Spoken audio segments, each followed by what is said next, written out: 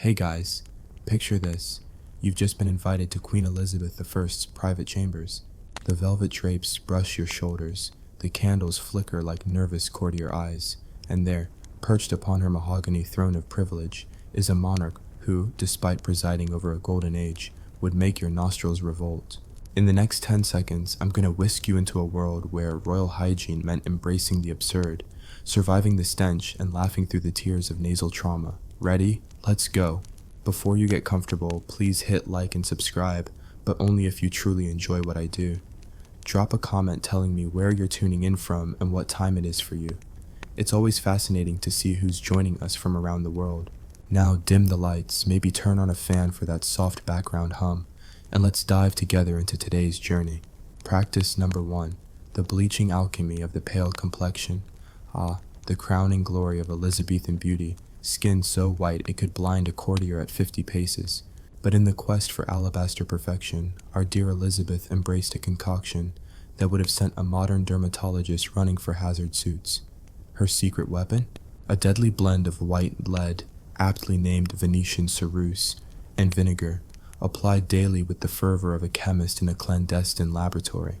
Imagine waking before dawn, slipping into a silken dressing gown, and dabbling your cheeks and forehead with a paste that smelled like pickled metal. The fashion magazines of the day extolled its virtues: unblemished smoothness, the power to conceal wrinkles, freckles, and any hint of, dare we say, life. Only problem: lead is toxic. Ingesting microscopic amounts daily, our queen unknowingly welcomed headaches, hair loss, and a complexion that cracked and peeled like an overbaked souffle. By month 3, courtiers began whispering, "Is Her Majesty unwell?" Yet she pressed on, convinced that beauty, like sovereignty, must be defended at all costs. Think of the irony.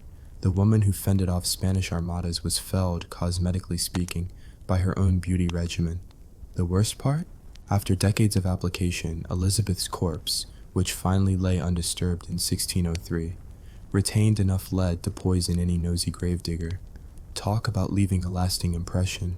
Practice number 2, the royal armpit sachets. Now picture the daily hustle of the Tudor court: jousts, banquets, endless protocol. All that exertion in heavy brocades, bodices, in the pièce de résistance, ruffs so starched they could double as satellite dishes. One would assume that under all that finery, one might encounter a whiff of perspiration.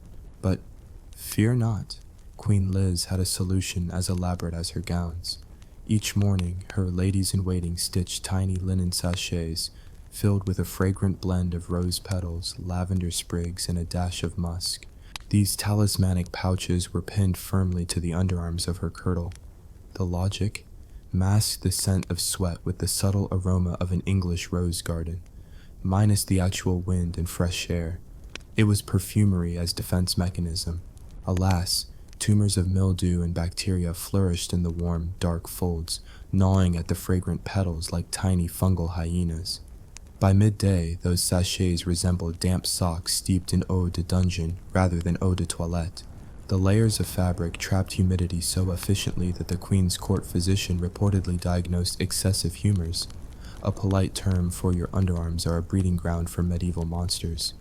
Yet removing them was never an option. Civility demanded perpetual perfumed innocence. Practice number 3, the urine bath of royal privilege. Friends, let me introduce you to the apex of absurdity: urine therapy. Not content with creams and perfumes, Elizabeth occasionally indulged in baths fortified with filtered and occasionally unfiltered urine. Yes, fresh from the chamber pot. The rationale?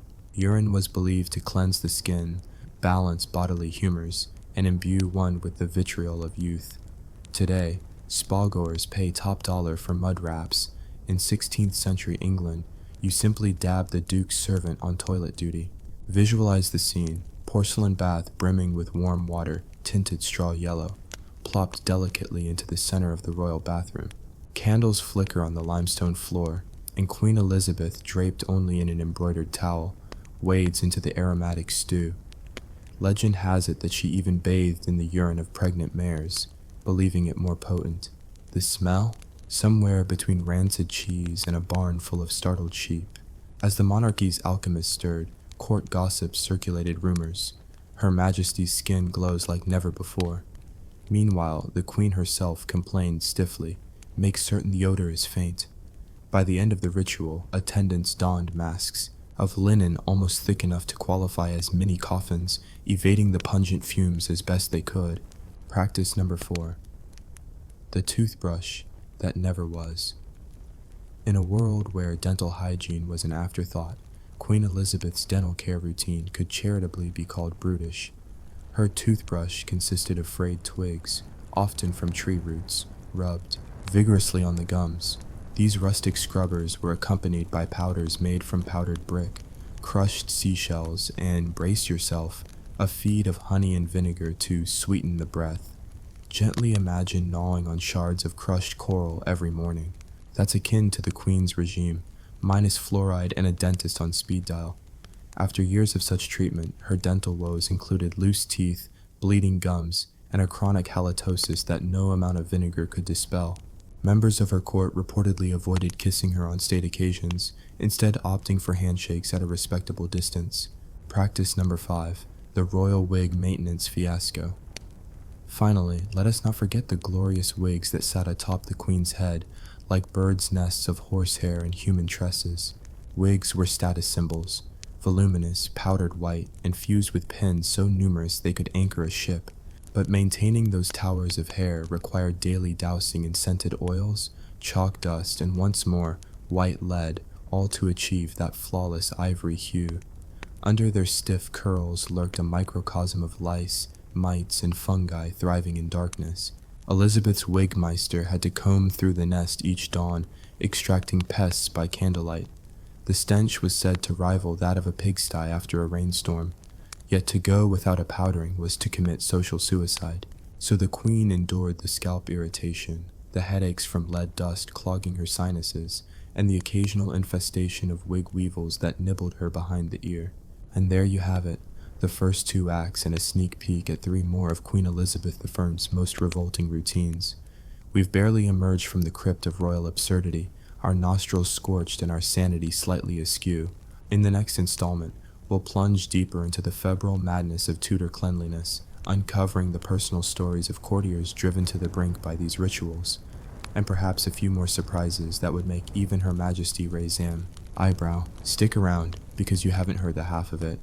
Let us descend once more into the Tudor underbelly, where every whispered complaint in the privy, and every furtive sigh beneath a starched ruff, spoke of human bodies pushed beyond the absurd. In this second act, you will meet the unfortunate souls who served and suffered at Queen Elizabeth's side, their daily battles with poison, pestilence, and the peculiarities of royal vanity. Prepare for tales of courtly collapse, scandalous letters, and survival tactics so desperate they'd make a modern-day influencer gasp. The victims of Venetian Cerus. It began innocently enough, a request from the Queen that her ladies-in-waiting ensure her complexion matched the pearly perfection of her enameled plate. Dorothy Hastings, a 15-year-old gentlewoman with a complexion once lit by faint freckles, found herself summoned daily to Lady Knolles's chamber, where a mortar and pestle ground lid into a chalky paste. She dabs the mixture with such vigor, Dorothy later wrote in a letter to her sister, "My nostrils burn as though I've inhaled dragon's breath."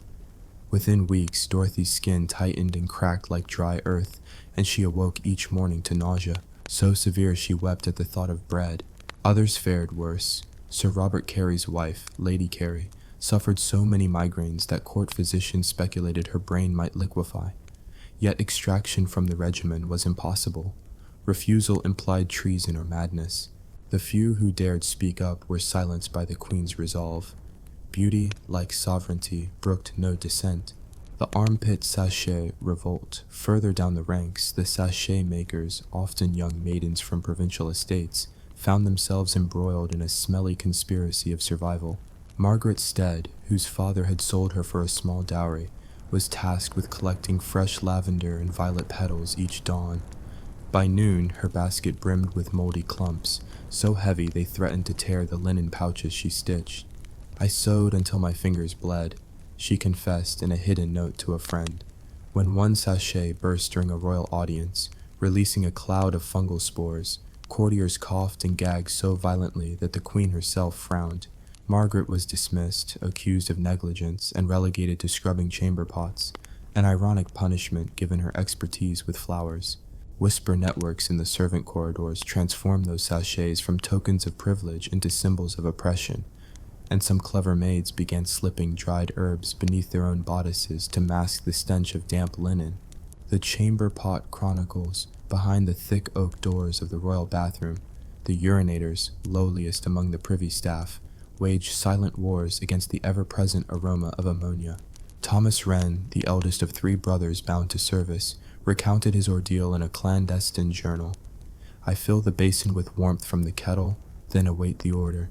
When His Majesty, or Her Majesty, calls, I must leap forward and capture the golden stream, all the while balancing the odor so as not to rouse suspicion of inadequacy.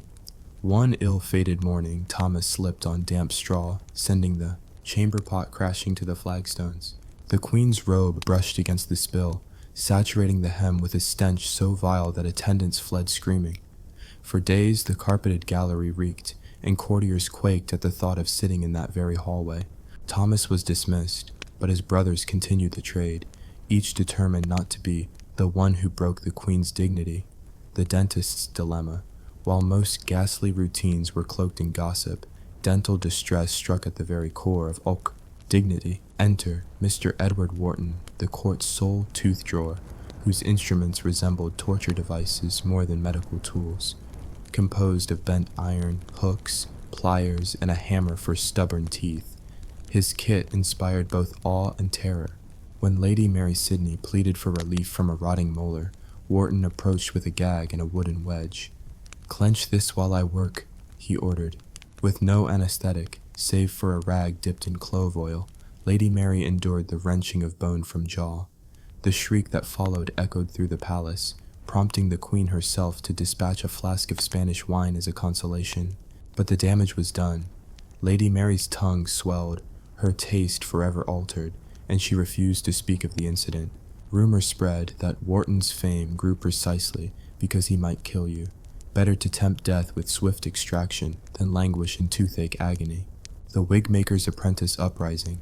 Lastly, consider the fate of Marjorie Finch, an apprentice to the celebrated wig-maker Jehiel North, whose shop behind Whitehall bridged elegance and infestation. Marjorie spent her mornings teasing out horsehair, weaving in strands of powdered human locks donated by noble women trimming their own tresses for charity. The powdered borders, white chalk mixed with flour and scented oils, transformed the wigs into alabaster marvels. Yet beneath each engineered curl, lice feasted. Marjorie's nightly vigil involved candlelit combing, plucking each insect by hand. She fashioned tiny tweezers from thorns, counting off each live scalp sinner into a glass vial. When supplies of rose water ran low, Marjorie resorted to scented vinegar, but the smell only drove the lice into deeper refuge. After months of this torture, Marjorie fainted in the workshop, her lungs heavy with dust and her arms scratched raw.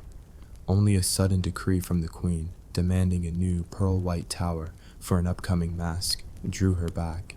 She returned to the wig block, bandaging her arms, driven by duty, fear, and the promise of eventual freedom through enough saved wages to purchase passage to the new world. The human cost of courtly cleanliness. What emerges from these accounts is not mere comedy of errors, but a tapestry of human suffering woven into the fabric of royal pageantry. Each potion, sachet, bath, and bristle scrub was a thread in a gown of sacrifice, worn not only by Elizabeth herself, but by an invisible army of courtiers and servants.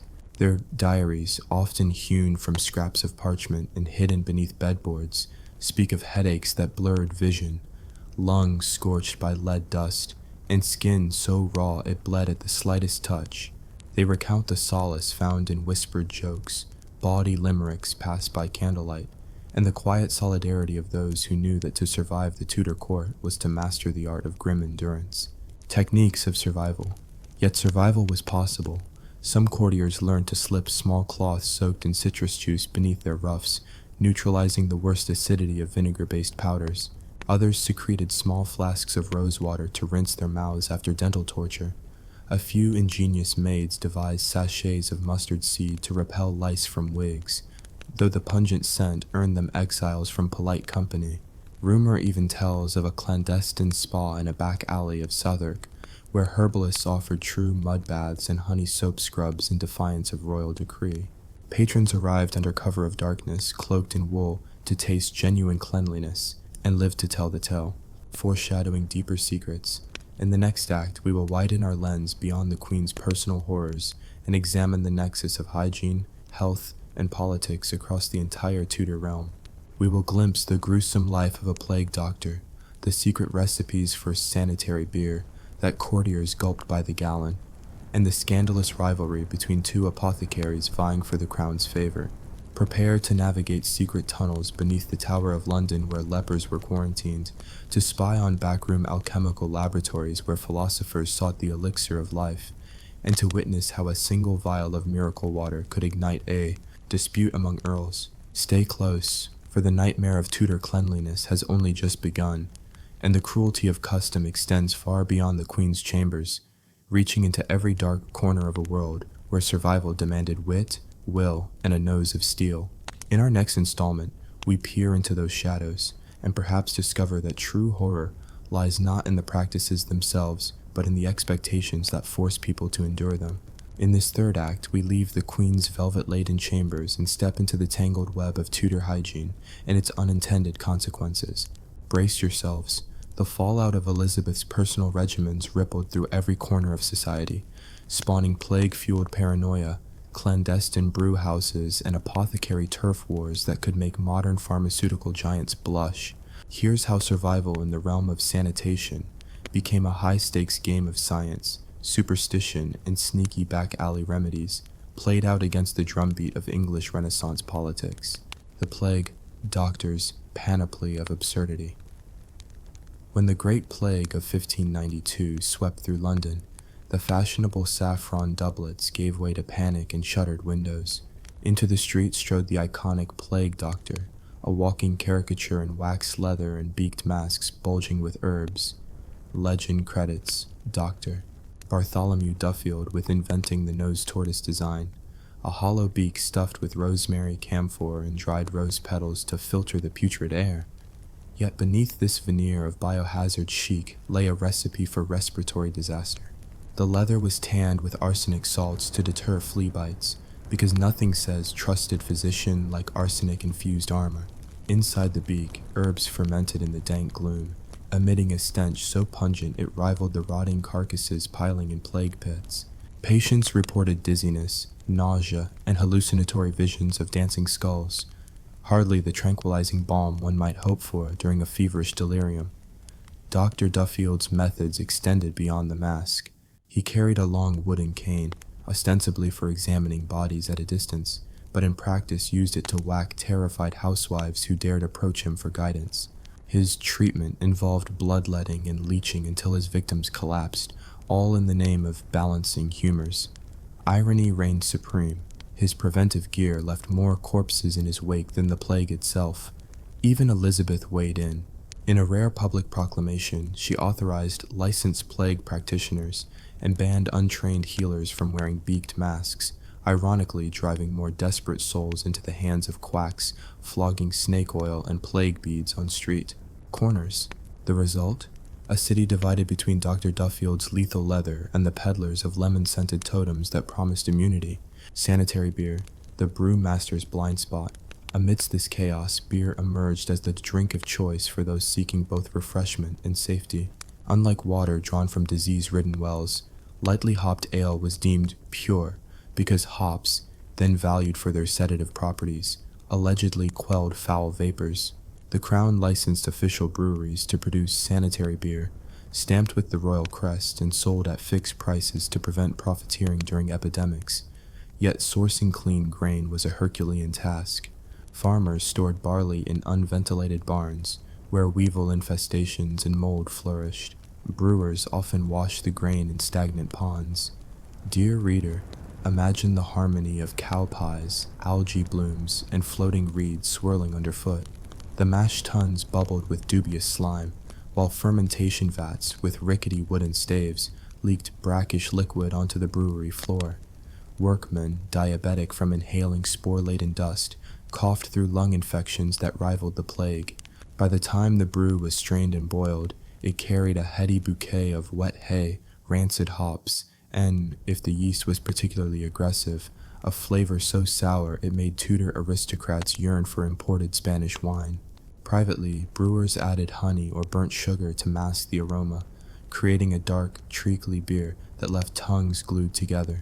Yet Londoners drank it by the gallon, certain that each gulp fortified them against disease, a delicious misconception that cost many a digestion and possibly life. The apothecary's duel, nightshade versus mandrake. If beer was the sanitary staple, apothecaries vied to be the high priests of health. Two guilds, St. Dunstan's in the west and St. Michael's in the east, waged a bitter feud over who held the king's exclusive warrant. At the heart of the dispute, proprietary recipes for plague salves, tinctures, and essential oils marketed as panaceas. Sir Thomas Walsingham, master apothecary to the Queen, championed a formula built on deadly nightshade, belladonna, laudanum, and powdered unicorn horn, a fanciful ingredient ground from narwhal tusks imported from the Arctic. Walsingham's concoction promised to dispel the Black Death's gloom and restore vital spirits. In practice, it induced delirium, blurred vision, and at high doses lethal poisoning. His rival, Mistress Alice Fenwick, peddled a mandrake-based ointment, mandrake root, steeped in henbane and rosemary oil, which she claimed conferred sweet dreams and warded off evil humors. Customers swore by its soporific effects, though many awoke to excruciating stomach cramps, hallucinations, and a dread sense of surrendering their souls to fairy realms. When two corrupt city councilors demanded a joint trial, both sides produced glowing testimonials from noble patients, letters from lords and ladies cured of gout, migraines, and unspecified loathsome awls. Under oath, they swore they died if not for these potions. The result was a public spectacle, apothecaries dueling on Cheapside, flinging jars of tincture at one another and accusing each other of witchcraft. Ultimately, the Crown intervened, banning both formulas until the next plague season. The public, starved for relief, turned to clandestine herbalists in Southwark, who sold smoked garlic bulbs and vinegar garlands as protection. And so, the cycle continued. Official remedies poisoned as many as the disease, while rogues sold comforting fictions to desperate souls, quarantines in the tower's secret tunnels. While apothecaries squabbled above ground, the Crown took a sterner approach underground, literally. Beneath the Tower of London lay a network of vaulted tunnels once used for storing munitions. In 1597, these subterranean corridors were repurposed as quarantine wards for suspected plague carriers, dubbed the subterranean quarantine. Prisoners, often innocent townsfolk rounded up for coughing in the street, were shackled to stone benches and left in stifling darkness. Guards, wearing patched leather masks and carrying flaring lanterns, dispensed gruel laced with bitter herbs. The stench of human waste and unwashed bodies fermented in the humid air, fomenting dysentery and typhus outbreaks that spread back to the surface. Rumors swirled that some afflicted inmates were buried alive inside chambers when their moans disturbed the guards. Others claimed to have discovered hidden alcoves stocked with golden coins and letters sealed by the Queen herself, suggesting a secret program of medical experimentation. By day, the Lord Mayor maintained that the tunnels were necessary to shield the realm. By night, tortured whispers echoed through the stone, carrying tales of ghostly lamentations that spooked even the bravest soldiers. Miracle water and the scandal of the Earl's wife. Finally, consider the curious case of miracle water, distilled in spas near Tunbridge Wells. This spring water, naturally carbonated and rich in minerals, was lauded as a cure for gout, kidney stones, and melancholy. English nobility flocked to its bubbling springs in droves, seeking rejuvenation far from London's miasmas. Enter Lady Anne Sheffield, wife of the Earl of Huntingdon, who contracted a debilitating tremor, likely syphilis, in 1599. Desperate, she journeyed to Tunbridge with her entourage. At the spa, a local herbalist introduced her to a secret blending: 2 parts spring water, 1 part burnt sugar, and a pinch of saltpeter. Lady Anne swore by it, regaining strength and a ruddy complexion within weeks. Word spread fast. The Earl, sensing a political advantage, proclaimed his wife's cure as evidence of divine favor, and sponsored a competing spa on his estate, complete with imported Italian fountains and Italianate grottos stocked with amphorae of pure water. The spa war exploded in the pages of pamphlets, Truth of Tunbridge versus Nobility's Nectar, each accusing the other of fraud, bribery, and heresy. When the Privy Council stepped in, they dismissed both claims and outlawed medicinal spring water sales without royal license. Lady Anne faded into obscurity, her tremors returning when the spa's allure wore off. The Earl sold the estate at a loss, and the waters ran cold, both literally and figuratively, for decades. Epilogue: The legacy of Tudor cleanliness. What does all this tell us about the Tudor obsession with hygiene? That even the grandest ambitions of purity and health often backfired spectacularly, from arsenic-lined plague masks to fetid brews marketed as sanitary. The era's remedies imposed suffering on the very lives they aimed to protect, yet they also sparked innovations, the rise of licensed physicians, the standardization of brewing practices, and the eventual professionalization of pharmacies. Most importantly, these tales remind us that survival in the past demanded not just resilience but an appetite for absurdity. Courtiers and commoners alike navigated a world where every cure carried a curse, and every quest for cleanliness invited its own brand of contamination. They learned to dodge dubious doctors, to sniff suspicious ales, and to whisper rebel rhymes beneath their ruffs. In our final act, we will turn to the twilight of Elizabeth's reign, exploring how these hygiene horrors influenced the next generation, shaping the Jacobean court, inspiring satirical pamphlets, and laying the groundwork for modern medicine. We'll meet the first true surgeons, the pioneering microbiologists who sniffed out fermentation secrets, and the radical thinkers who dared to bathe in water untainted by royal decree. Stay tuned.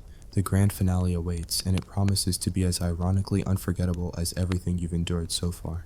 As the final embers of Elizabeth's reign sputter out, we find ourselves at the cusp of a new age, one in which the horrors of Tudor hygiene echo into Jacobean drawing rooms, early operating theaters, and clandestine baths hidden behind brick walls.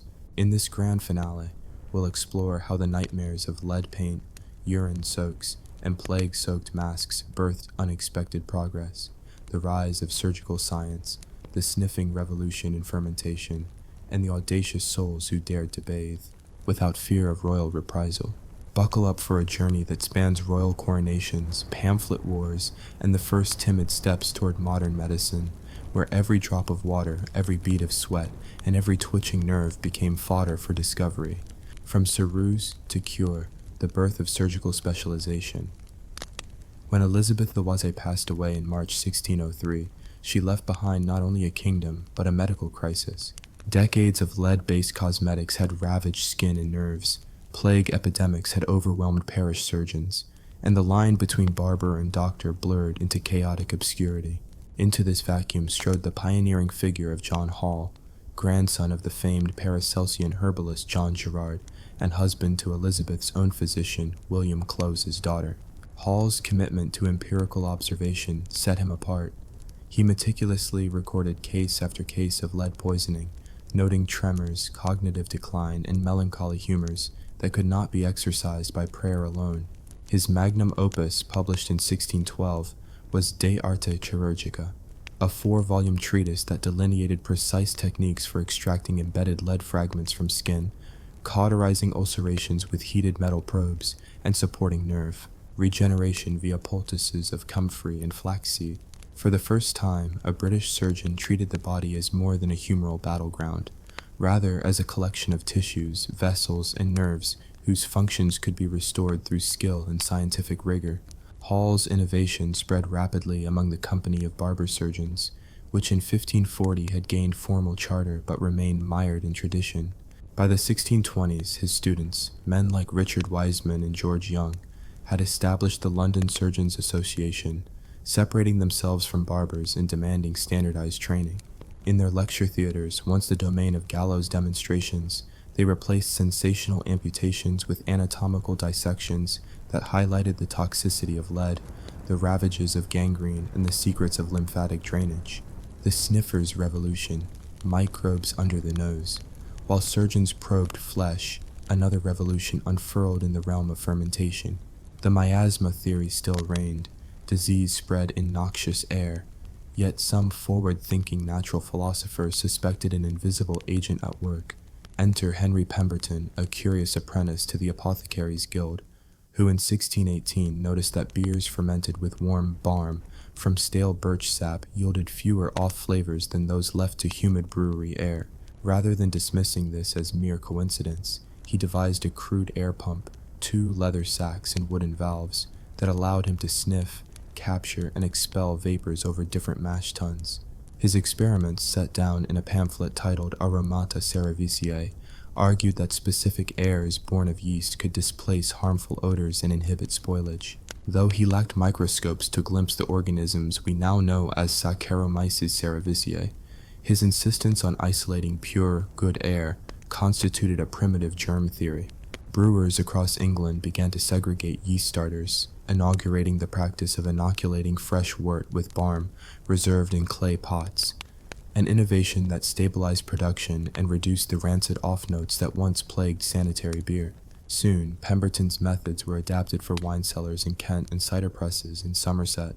By the 1630s, an unpublished manuscript by his student, Mary Cavendish, described yeasty shadows captured under bell jars, suggesting that women were already conducting early proto-microscopy in back garden laboratories. Their discoveries would lie dormant until Robert Hooke's 1665 Micrographia, but they laid the groundwork for understanding fermentation as a microbial process rather than a mystical transformation. The radical bathers, clean water and social rebellion. As medical and brewing practices edged toward modernity, one element remained stubbornly taboo: bathing. The old edicts, "Strong vinegar is your sovereign shield," proclaimed a royal decree, echoed in provincial villages where privies were communal, and ponds served as both laundry and dunking pools. Yet pockets of resistance emerged among radical sects and intellectual salons. In 1622, a group of dissenters known as the True Waters clandestinely met in a repurposed tannery near Nottingham. Led by Sophia Constable, an unmarried gentlewoman with a thirst for both knowledge and cleanliness, they reverse-engineered Roman hippocausts to heat subterranean stone tanks. Members paid a small fee for access to these baths, where they practiced full immersion accompanied by readings from Galens on the usefulness of the parts. Sophia meticulously logged that skin treated thus felt more supple, wounds healed faster, and the mind was sharpened by the chill upon re-emergence. Word spread among Puritan communities, linking physical purification with spiritual rebirth. Ballads circulated, sung in hushed taverns, celebrating the baptism of waters that cleansed both flesh and sin. Authorities branded the gatherings heretical, raiding bathhouses under suspicion of lewd assemblies. Yet the movement persisted, and by mid-century, modest wooden plunge pools dotted country estates, precursors to the spa culture of Bath and Buxton. Pamphlet wars, and the politics of cleanliness. No Jacobean intrigue was complete without a pamphlet war, and the question of hygiene proved fertile ground. Tory aristocrats, still loyal to the crown, produced sermons linking the decline of public morality to the abomination of soapless bodies, while parliamentary propagandists retorted that the suds of the court masked corruption and stagnation. Satirists like Thomas Dekker penned biting satires. In one play, the city physician proclaims that the foulest breath doth purge the soul, only to be scalded by his own champagne bucket. These literary skirmishes shaped public policy. In 1624, King James I convened the Privy Council to debate a public bath in Whitehall, an ambitious plan scuttled by his death in 1625. His successor, Charles I, briefly entertained the idea of licensed public laundries, but these faltered amid the teapot and shirt-collar riots of 1630, when artisans attacked launderers as foreign interlopers undermining English wool and linen trade. Seeds of the Enlightenment, anatomy, autopsy, and the human body. Despite the setbacks, the momentum towards scientific inquiry could not be stifled.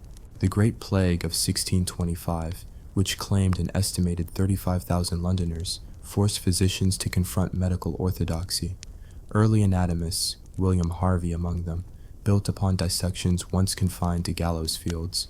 Harvey's groundbreaking work on blood circulation in 1628 drew heavily on samples from plague victims, noting that stagnant blood vessels teeming with dark clots might, in fact, be channels of contagion rather than mere vessels of humor. His critics, steeped in Galenic tradition, dismissed Harvey's theories as heresy. Yet the Royal College of Physicians, emboldened by the tangible benefits of circulatory medicine, began licensing dissections and autopsies for diagnostic purposes. Coroners, formerly focused solely on legal inquiries, were trained to identify signs of microbial invasion, catarrhal inflammation, gangrenous necrosis, and pleuritic effusion, laying the early foundation for pathological anatomy. Toward a new paradigm, seeds of public health. By the 1640s, England teetered on the brink of civil war, yet amid the strife emerged the first glimmerings of public health policy. Town councils, recalling the catastrophic mortality of 1592 and 1625, instituted ordinances requiring landowners to maintain clean ditches, fresh water wells, and rudimentary latrines outside city walls. In 1644, the city of Salisbury mandated weekly inspections of privies. Offenders faced fines or public shaming by the pillory committee. These measures, born of collective trauma, signified a radical shift. Health was no longer a private affair of humors and royal whim, but a communal responsibility. The naval ports, Portsmouth, Plymouth, and Bristol, enacted quarantine regulations for incoming ships, appointing health wardens, who enforced color-coded flags indicating contagion risk. Merchants paid port fees that funded rudimentary pest houses, where suspected cases were isolated, legacy and lessons for the modern mind.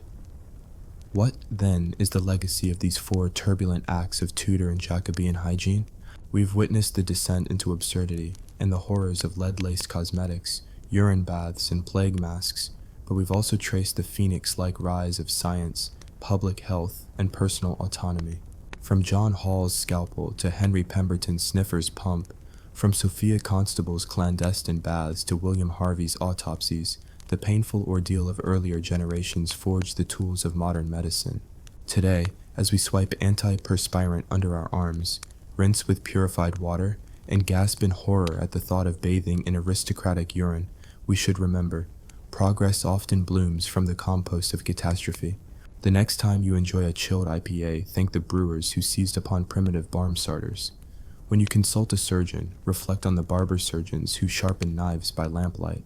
And when you soak in a spa or whirlpool, salute the rebellious bathers who defied edicts to reclaim their bodies. In the end, Queen Elizabeth's reign and the counter-revolution that followed teaches us that cleanliness is never just about water or soap. It's about power, knowledge, and the courage to challenge tradition. So the next time you lather up, raise a glass, not only to hygiene, but to the legion of forgotten heroes who survived stench, poison, and plague to gift us the promise of a cleaner, healthier world. Imagine stepping into a scented chamber where the air burns your nostrils, your throat seizes at every inhalation, and you wonder if fleeing back into your own sweat-soaked doublet might actually feel like perfume. Welcome to Tudor England, the golden age of stench masking, where every royal courtier believed that the foulest concoctions were far superior to simple body odor. Perfume practice. Number 1. The fermented flower petal. Catastrophe. In the smoky glow of Elizabethan salons, courtiers waved posies of sweet-smelling petals beneath their noses, certain they were diffusing plague-bearing miasmas. But those blooms, often roses, violets, and lilies, were harvested in unwashed gardens, trampled by goats and dusted with horse dung. Before distillation, petals were left to ferment in vats of sour wine or, worse, stale urine from the chamber pot. As they fermented, bacterial colonies erupted in a rotting stew that would have made even the boldest charnel house caretaker recoil. Artisans boiled these sludgy petals in copper kettles lined with lead, believing the metal would impart a lasting crispness. Instead, the vinegar-like fumes corroded copper, leached lead into the brew, and produced a toxic syrup that smelled of rancid alcohol and rotten vegetation. Courtiers dabbed this paste onto their wrists and necklines, only to release waves of acrid stink with every movement, an olfactory assault more brutal than the sulfuric pokes of a dragon's breath. Perfume practice number 2. Ambergris. Ambush. Ambergris, whale dung that had floated at sea for months, was the crown jewel of Tudor scent. Sought after like liquid gold, it was scraped from beaches in dark corners of the empire and sold at astronomical prices. Perfumiers ground it into a powder, mixed it with costly rose oil, and touted it as a cure-all for nervous hearts and melancholy humors. But ambergris is in fact indigestible marine byproduct, redolent of fish gut and rotten fat. When heated for distillation, it released a greasy, ocean-going funk that clung to silk doublets and velvet ruffs. Attendants reported that the Queen's nobles emitted a stench reminiscent of a beached whale decomposing under the midsummer sun. To conceal the stench, they compounded the blend with civet musk, sourced from the anal glands of civet cats, and pitched it as an exotic top note. The result? A heady, cloying aroma so vile it induced nausea and fainting spells at court masques. Perfume practice number 3. Civet musk. Mischief. Civet musk represented the apex of luxury, until you learned that it came from live wildcats confined in wooden cages, their scent glands scraped daily by terrified keepers. The musk paste was mixed into unguents, oils, and hair pomades. Tudor perfumiers bragged that a single drop could scent a ballroom. In reality, civet's pungent fecal undertones overwhelmed any floral or herbal intention. Elizabeth's own hairdresser, Marjorie North, once concocted a civet-based pomade meant to impart a soft, sexual allure. Instead, diners at the ensuing banquet recoiled when Marjorie swept past, trailing a rope of stink so intense that chairs were relocated and a noble woman collapsed in hysterics. She swore she had been spirited into the dens of the Ottoman harem rather than Hampton Court. Perfume practice number 4. White Rose of York. Lead and mercury tincture. The Tudor obsession with whiteness extended beyond cosmetics to their perfumes. Enter the White Rose of York tincture. Rose oil adulterated with pulverized white lead, mercury dust, and chalk. This toxic cocktail was marketed as a pure, brilliant scent, guaranteed to ward off freckles and invigorate the spirit. Distillers ground white rose petals with lead acetate, dissolved the paste in heated vinegar, and added mercury sulfide for brilliance. The fumes burned lungs like acid rain, and repeated exposure caused tremors, cognitive decline, and bizarre skin. Lesions that oozed black ichor. Perfume gloves left pits of corrosion on silk, and courtiers began suffering mysterious symptoms, slurred speech, hair loss, and madness, long before the term Mad Hatter entered folklore. Yet, the elite persisted, convinced that a whiff of lead-white rose was infinitely more desirable than plain human perspiration. Perfume practice number 5. Spiced gut elixir. Last, but by no means least, is the spiced gut elixir, a macabre trend where perfumers boiled animal intestines, lamb, calf, even boar, to extract a deep, musky base note. The intestines were skinned, cleaned with salt and vinegar, then simmered in vats of wine, cinnamon, cloves, and a splash of vinegar distilled water. What emerged was a viscous oil that smelled like a charnel house stew. Courtiers applied this elixir to their doublet linings and handkerchiefs, believing the spice would sweeten the organ odor. Instead, the volatile compounds of the intestines reacted unpredictably, producing sulfurous, metallic notes that reminded attendees of a butcher's block at dawn. One ambassador from France, upon entering the Queen's audience chamber, quipped, "Madame, I fear your perfumer has forgotten the spices and merely powdered the corpse." Survival strategies, and why Odor might be better faced with these perfumes. Nightmares. Courtiers developed desperate coping mechanisms. Some carried concealed pouches of vinegar-soaked cloth, ready to dab away the worst whiffs. Others used nosegays of freshly plucked lavender, grown in distant herb gardens believed to be pest-free, as a primitive gas mask. A clandestine pamphlet even advised sniffing one's own arm odor to recalibrate the senses, since personal stench at least was familiar and comparatively tolerable. Ironically, pure body odor, emanating from unwashed skins, was often less offensive than the chemical arsenals Europeans unleashed. Human sweat, while acrid, followed predictable notes of lactic acid, ammonia, and fatty acids. Tudor perfumes, by contrast, combined rotting organic matter, animal secretions, heavy metals, and exotic spices into a gaseous assault so powerful it could obliterate rational thought. In the next installment, we'll dive deeper into the perfumers' workshops, expose the scandalous guild rivalries that poisoned entire cities, and meet the rebels who refused to wear anything but river water. You'll hear first-hand accounts of courtly mutations, where noses ran, eyes bled, and ankles swelled, all for the sake of smelling fit for royalty. Stick around because the second act of this aromatic tragedy promises even more absurdity, toxicity, and pungent surprises you won't believe survived the wind of time. In the dim glow of candlelit workshops tucked behind cobblestone alleys, the very air trembled with the promise of new and exceedingly noxious fragrances. Enter the world of the Tudor Perfumers Guild, an exclusive brotherhood and a handful of daring sisters sworn to outdo one another in crafting the most potent, most prestigious, and quite possibly most lethal eau de parfum in all of England. Here begins the second act of our aromatic tragedy: Perfumers Guild, rivalry, and the poison petal wars. Every perfumer worth her distilled rosewater belonged to one of two rival factions, the Crimson Rose Company or the Golden Lily League. Their feud, originally sparked by a dispute over who first introduced musk into English blends, soon escalated into full-blown petal wars, with perfumers sabotaging one another's supplies like alchemical saboteurs. Guild regulations mandated that every new scent be presented at the annual Court of Scents, a glittering showcase where aristocrats and foreign dignitaries sampled novelties under vaulted ceilings. But behind the velvet drapes, Crimson Rose apprentices spiked Golden Lily's lavender barrels with crushed weasel musk, while Golden Lily artisans dripped fox urine into Crimson Rose's fig-infused syrups.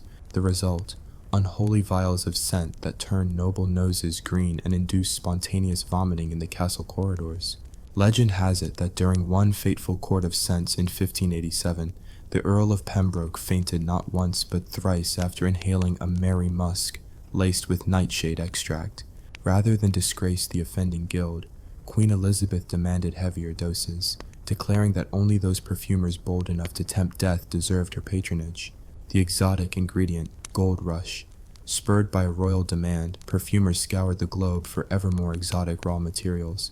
Caravans trudged across Anatolian plains to collect wild thyme, scorched by desert winds. Ships sailed around the Cape of Good Hope in search of baobab tree resin. Jesuit missionaries smuggled frankincense from the Horn of Africa hidden in their cassocks. Each shipment arrived in England caked with grime, insects, and so many salt crystals that London's port authorities threatened quarantine. The most prized import, however, was the elusive dragon's blood resin, scarlet tears from an East Indian tree rumored to grow only in the lairs of actual dragons. Perfume masters ground this resin into a sticky paste, then macerated it in rainwater collected from castle rooftops. But many batches arrived spoiled, swollen with fungal blooms that yielded a blue-green scum. Attempting to filter this impurity only spread spores through the workshop, leaving perfumers resembling lepers in their chalk-white dusters. Still, any perfume bearing the name Dragon's Blood commanded a price so steep it could fund a small mercenary army. The apothecary-perfumer turf war. By the mid-1590s, the line between perfumer and apothecary blurred into an alchemical gray zone. Apothecaries, licensed to dispense medicines, began sneaking into the scent trade, marketing therapeutic perfumes guaranteed to cure headaches, arthritis, and even the common cold. Perfumers' guilds howled in protest, accusing apothecaries of peddling treacly concoctions that reeked of sulfur and stale root rot. In retaliation, perfumers began injecting their blends with trace amounts of medicinal substances: arsenic for invigoration, belladonna to ease muscular tension, and opium tincture for a dreamlike repose. One notorious bestseller, Nightshade, Nocturne, promised a restful slumber, but left many noble women in a stupor so deep they required rescuing from their own privies. This dangerous cross-pollination of scent and sedative reached a peak when the Lord Mayor's wife suffered temporary blindness after trying a revitalizing rue elixir that contained undiluted turpentine. Effigies of perfumers and apothecaries alike burned in Smithfield as angry citizens demanded regulation and pure water. The scandal of the drowned distillation house across the Thames in Southwark, a sprawling distillation house known as Bloom's Haven, attracted perfumers from every corner of the realm. Its founder, Alistair Bloom, was famed for pioneering steam perfumery, an early attempt at capturing volatile oils through boiling water vapor. But in autumn 1598, heavy rains swelled the river and flooded the entire complex. Thousands of copper stills, vats, and barrels of precious essences lay submerged in fetid Thames water. As artisans salvaged what they could, they discovered that many oils had undergone a second, unintended fermentation underwater, yielding bizarre greenish tinctures that smelled simultaneously of seawater, rotting seaweed, and old parchment. Rather than discard them, Bloom's heirs marketed these as drowned musk, boasting that it captured the soul of the river herself. Fashionable ladies dripped it onto their bodices, proclaiming it hauntingly aquatic. Unfortunately, the effluvia attracted swarms of midges and gnats whenever the wearer sat too close to stagnant ponds, prompting Queen Anne to banish drowned musk from court. Perfume-sensitive social hierarchy. By now, perfume was more than mere fragrance. It was social currency. Lack of scent marked one as either too poor to indulge, or worse, dangerously pious. Puritans fasted not only from meat, but also from musk and ambergris, deeming them worldly vanities. Meanwhile, the court circulated salacious rumors about noble women who bathed only in scented waters so potent their servants required gas masks. Etiquette manuals exploded on London's bookshelves. How to waft perfume, always with the right hand and never within 6 inches of another person's face. How to layer scents, rose at the neck, violet at the wrists, and a dab of civet behind the ears. And how to conceal olfactory accidents. Carry a secret hollowed pomander filled with camphor. Noble sons were trained from childhood to recognize the subtle difference between perfumed and naturally pungent body odors, a skill considered indispensable for discerning true breeding from country bumpkin stench. The hidden health toll, noses, lungs, and lives, all the pomp and pretense couldn't mask the darker truth. Tudor perfumers were human guinea pigs, inhaling toxic fumes day in and day out. Apprentices, often farm boys or orphaned urchins, were given the dirtiest jobs, scraping lead-lined stills, harvesting civet sacks, and bottling mercury-laced syrups. Historians later noted a spike in lung diseases among perfumer families, with outbreaks of chronic bronchitis, coughing fits that could last weeks, and a peculiar skin affliction known as perfumer's pox, characterized by pustules that ooze yellowish oil. A clandestine letter from 1601, smuggled out under a perfumer's robe, describes the anguish of Margot Finnegan, whose cough was so relentless she could barely breathe. Yet losing her job in the guild meant starvation, so she wrapped damp linen around her chest each night and continued distilling gilded horrors by lantern light. Her final entry reads, "The fumes singe my lungs, but a woman without scent is as dead as one with no soul." The rise of scent reformers. By the turn of the 17th century, a small but vocal cadre of scent reformers began to question the madness.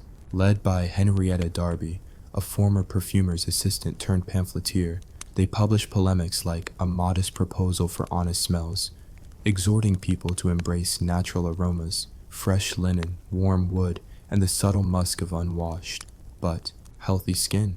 They organized clean air societies that held open-air gatherings in Hyde Park, where guests mingled without masks or pomanders, breathing freely and likening the experience to rebirth. Though mocked as lunatics at first, their influence grew among progressive physicians who noted that patients recovering from plague fared better when not subjected to heavy-smelling molasses and spice remedies. King James's personal doctor, Sir Theodore Mandeville, recommended in his treatise on natural vapors that patients avoid all overwhelming scents and instead use gentle steam inhalations of chamomile and elderflower. At last, a glimmer of sanity pierced the perfumed fog. Clandestine water bath gatherings. While reformers preached restraint, underground salons celebrated it. In secret parlors hidden above bookshops in St. Paul's, aristocrats convened for water bath evenings, where every trace of perfume was strictly forbidden.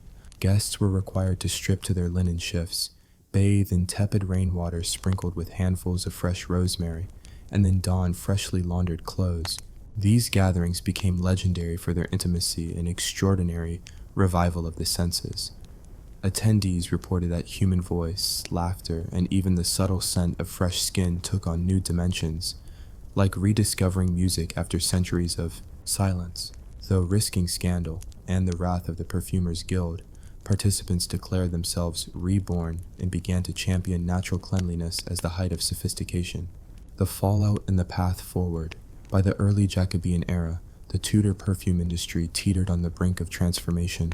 guild revenues flagged as more people sought milder scents, or none at all, and perfumers were forced to innovate less hazardous methods. Copper stills gave way to glass alembics, vinegar-based extractions yielded purer essences, and sonorous pamphlets promoted the benefits of gentle distillation under low heat. Most importantly, the horror stories of lead poisoning, ambergris fever, and civet-induced hysteria became cautionary tales. While Tudor perfumers had dared to wage war on odors with chemical armaments, their successors learned that the human nose was a fragile instrument, not a battlefield. And so, the stage was set for the Enlightenment's grand olfactory revival, one that prized balance, subtlety, and respect for both nature and the senses. In our next installment, we'll trace how these reforms blossomed into the first true French-style perfumeries, how the House of Grass transformed flower fields into fragrant kingdoms, and why, even today, the legacy of Tudor perfumers still lingers in both our worst nightmares and our most delightful bouquets. Stay tuned for the aromatic denouement of this centuries-long saga.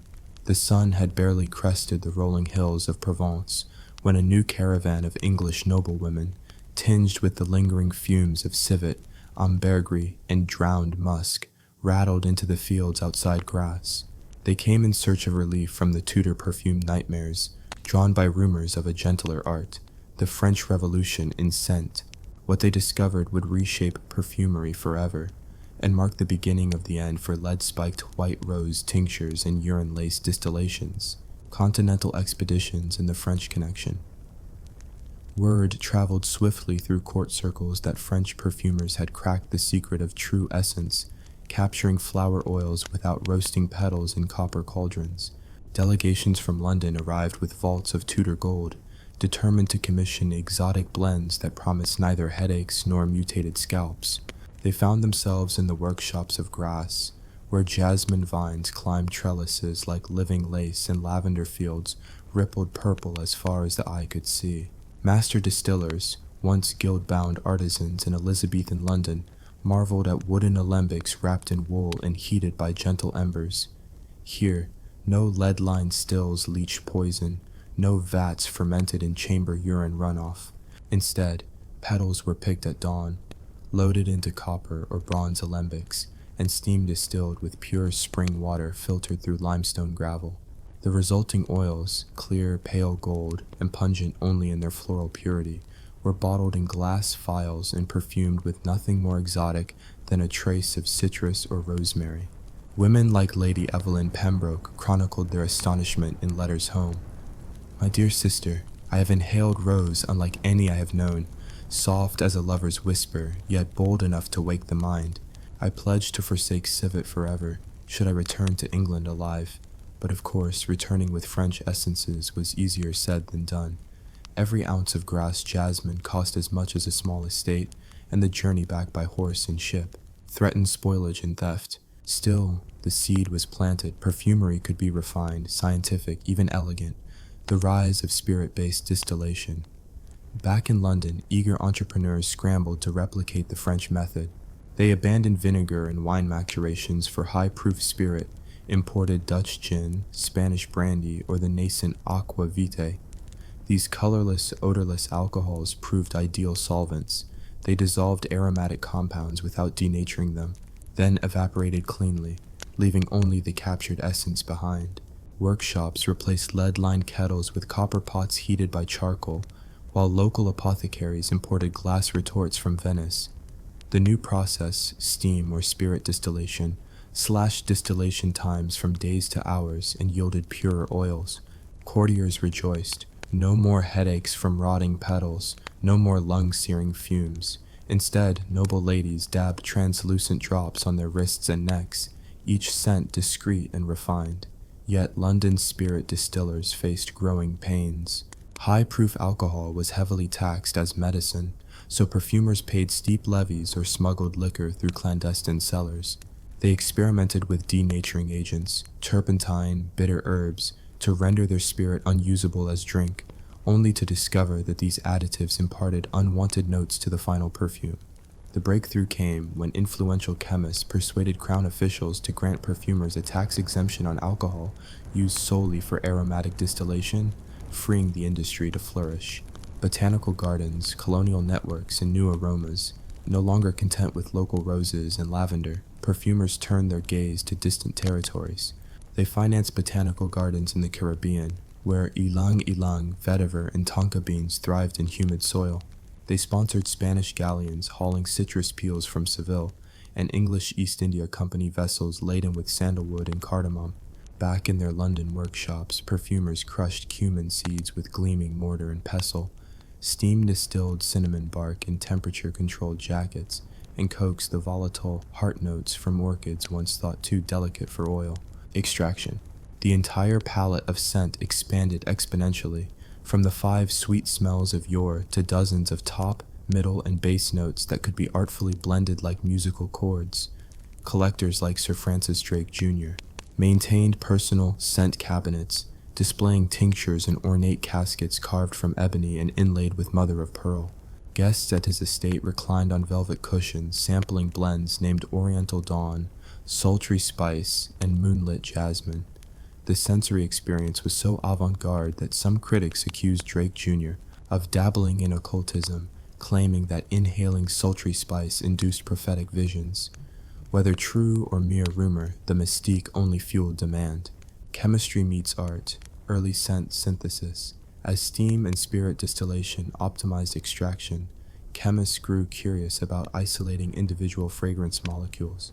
Inspired by Paracelsus's elemental theories and the nascent work of alchemists turned chemists like Robert Boyle, they began experimenting with ether, sulfuric acid, and cold water fractionation.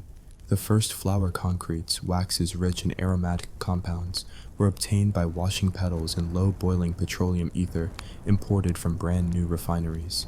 Gentle evaporation left behind pure concretes of jasmine, rose, and tuberose. These concentrates could be recombined in precise ratios, giving rise to the world's first synthetic accords. Perfumers no longer had to rely solely on seasonal harvest. They could match the scent of summer roses in midwinter, or amplify the intensity of a rare orchid. The technique sparked controversy. Traditionalists decried lab-made perfumes as artificial abominations, while progressive perfumers hailed the birth of a new olfactory art. The Royal Society hosted demonstrations where chemists showcased rose oil, distilled from nothing but the petal's chemical fractions. The crowds gasped as vials of impossibly potent rose essence wafted through lecture halls, untainted by floral decay, salons, dandy culture, and the politics of scent. Meanwhile, social rituals evolved around the new perfumes. The Grand London salons, formerly devoted to poetry and politics, added sensory afternoons, where attendees judged new blends in blind smell tests. Poets composed odes to Neroli's nectar and Oriental ember, while political pamphlets employed scent metaphors, denouncing an opponent's foul essence or praising a victory as an aromatic triumph. Young aristocrats inspired by French courtiers vied to be the best dressed and best scented. They carried ornate flacons chained to their waistcoats, dabbed exotic scents behind their ears, and maintained strict layering protocols. A dash of lavender on the chest, a hint of citrus at the temples, and a final flourish of ambergris at the nape. Ladies-in-waiting learned to recognize dozens of single-note oils, ensuring that no two ensembles smelled alike. Reformers like Henrietta Darby watched in amused horror as scent became not just fashions, but a subtle weapon. Duels broke out over accusations of olfactory trespass, where one gentleman claimed another's musk had overpowered his own carefully curated sandalwood. Etiquette books codified scent distances, mandating that one never lean in closer than a hand span when sampling another's perfume. These prescriptions, absurd as they sound, laid the groundwork for modern personal space conventions, from privilege to public health. Perfume for the masses. By the late 17th century, perfumed waters and herbal sprays trickled down from the court into the homes of merchants and artisans. Entrepreneurs set up scent bazaars in Covent Garden, selling eau de cologne-style citrus blends for a shilling. Traveling hawkers peddled toilet waters infused with rosemary, lavender, and mint, marketed as hangover cures or digestive aids. This democratization of scent had surprising health benefits. The widespread use of spirit-based sprays helped disinfect crowded workhouses and taverns, reducing the spread of dysentery and cholera. Public fountains were outfitted with drinking spouts that emitted gentle mists of scented water, soothing travelers and discouraging spitting, a common source of contagion. The phenomenon spawned popular ballads, the sweet mists of Covent Fair, celebrating the healing aromas of lavender-laced wells. Chroniclers noted that London's air, once rank with the stench of unwashed bodies and polluted Thames water, had softened into a tapestry of gentle florals and citrus highs. While nowhere near fresh mountain breeze, it was a vast improvement over Elizabethan-era catastrophes. Teaser for the grand finale, yet even these innovations were but prelude to the next great leap, the emergence of perfumery as an industrial art in the 18th century. In Part 4, we will cross the channel to the burgeoning perfume houses of Paris, witness the rise of the first grande maison, and explore how Enlightenment ideals of reason and refinement distilled into a universal language of scent. You'll meet the chemist who cracked the code of vanillin, the entrepreneur who bottled the first eau de cologne, and the visionaries who turned personal fragrance into a global phenomenon. Until then, refill your flacon, inhale the harmony of aromatic accords, and take a moment to appreciate that your morning spritz is the culmination of centuries of trial, error, and outright olfactory warfare. The journey from Tudor toxins to modern mastery has been long, and in our final act, it only grows more intoxicating. The 18th century arrived not with a whisper, but with a scented exhalation, powdered wigs perfumed with orris root, silk gloves steeped in violet water, and Paris salons veiled in layers of amber, neroli, and the ever-growing mystique of eau de cologne. But while the Tudors had wallowed in rotting petals and fermented beast musk, this new era would distill not just scent, but civilization itself. This was not simply perfume. This was enlightenment in a bottle. The rise of the perfume houses, Paris, ever the mistress of fashion and chaos, became the scented capital of the world. In its narrow alleys and candlelit boutiques, a new breed of perfumer emerged, not the sooty apothecary nor the amateur alchemist, but the maison de parfum, the house of scent. These were no longer backroom mixers with questionable hygiene. They were chemists, designers, branding experts before branding even had a name. Giovanni Maria Farina, an Italian living in Cologne, created a formula so beloved he named it after the city itself, Eau de Cologne, a divine blend of citrus oils, bergamot, lemon, orange blossom, diluted in alcohol so pure it practically evaporated into light. It wasn't just a scent, it was an elixir. Royals used it to fight miasmas, travelers dabbed it beneath their noses to combat horse-drawn stench, and nobility spritzed it onto sugar cubes for nervous digestion. Its popularity exploded. Within a generation, cologne had become a generic term for any citrus-based fragrance. Kings demanded it by the barrel. Napoleon Bonaparte allegedly soaked his gloves in it and consumed bottles weekly. Was that true? Almost certainly not. But the legend lingered, as all great perfume stories do. The democratization and deception of scent, as eau de cologne became the Chanel No. 5 of its age, imitators flooded the streets. Snake oil salesmen rebranded moonshine as refined cologne, mixing citrus peel with methylated spirits and a prayer. Peddlers offered miracle sprays promising eternal youth, marital fidelity, and immunity from plague. Some even claimed their cologne would realign the four humors. Naturally, it mostly realigned one's wallet with poverty, yet the desire for perfume was no longer confined to the elite. As print culture blossomed, so did advertisements for affordable scents aimed at middle-class consumers. Perfumers rebranded themselves as artisans of refinement, promising not just aroma but identity. A well-chosen scent, they insisted, marked you as civilized, not reeking. That was the new aristocracy. Of course, the irony was as rich as a base note of civet. In an age obsessed with appearances, the masses now stank of faux oranges and counterfeit myrtle, layering over the same unwashed skin their ancestors once drenched in vinegar. But the illusion held, and that's what mattered, from animal musk to molecular precision. Meanwhile, deep in laboratories and linen-draped ateliers, a quieter revolution was underway. The raw materials of perfumery, civet from tortured cats, ambergris from whales, musk scraped from glands, were expensive, ethically dubious, and notoriously inconsistent, but science, the darling of the Enlightenment, had an answer. Chemists isolated and synthesized molecules found in natural musk, birthing a class of lab-grown scents. By the mid-1700s, synthetic musks and vanillin, the molecule behind vanilla, made their way into perfumery, unlocking unimaginable freedom. Now, a perfumer could make you smell like the idea of jasmine at dusk, or conjure a memory of a forest that had never existed. This wasn't mere fragrance, it was emotional engineering. And in salons across Europe, society's elite were eager test subjects. Perfume critics, yes, there were critics, began writing about olfactory architecture, about narrative sense, and harmonic chords of aroma. A good perfume no longer merely masked body odor, it told a story. It hinted at wealth, travel, sensuality, mystery. You didn't just wear a perfume, you became the protagonist of your own scented myth.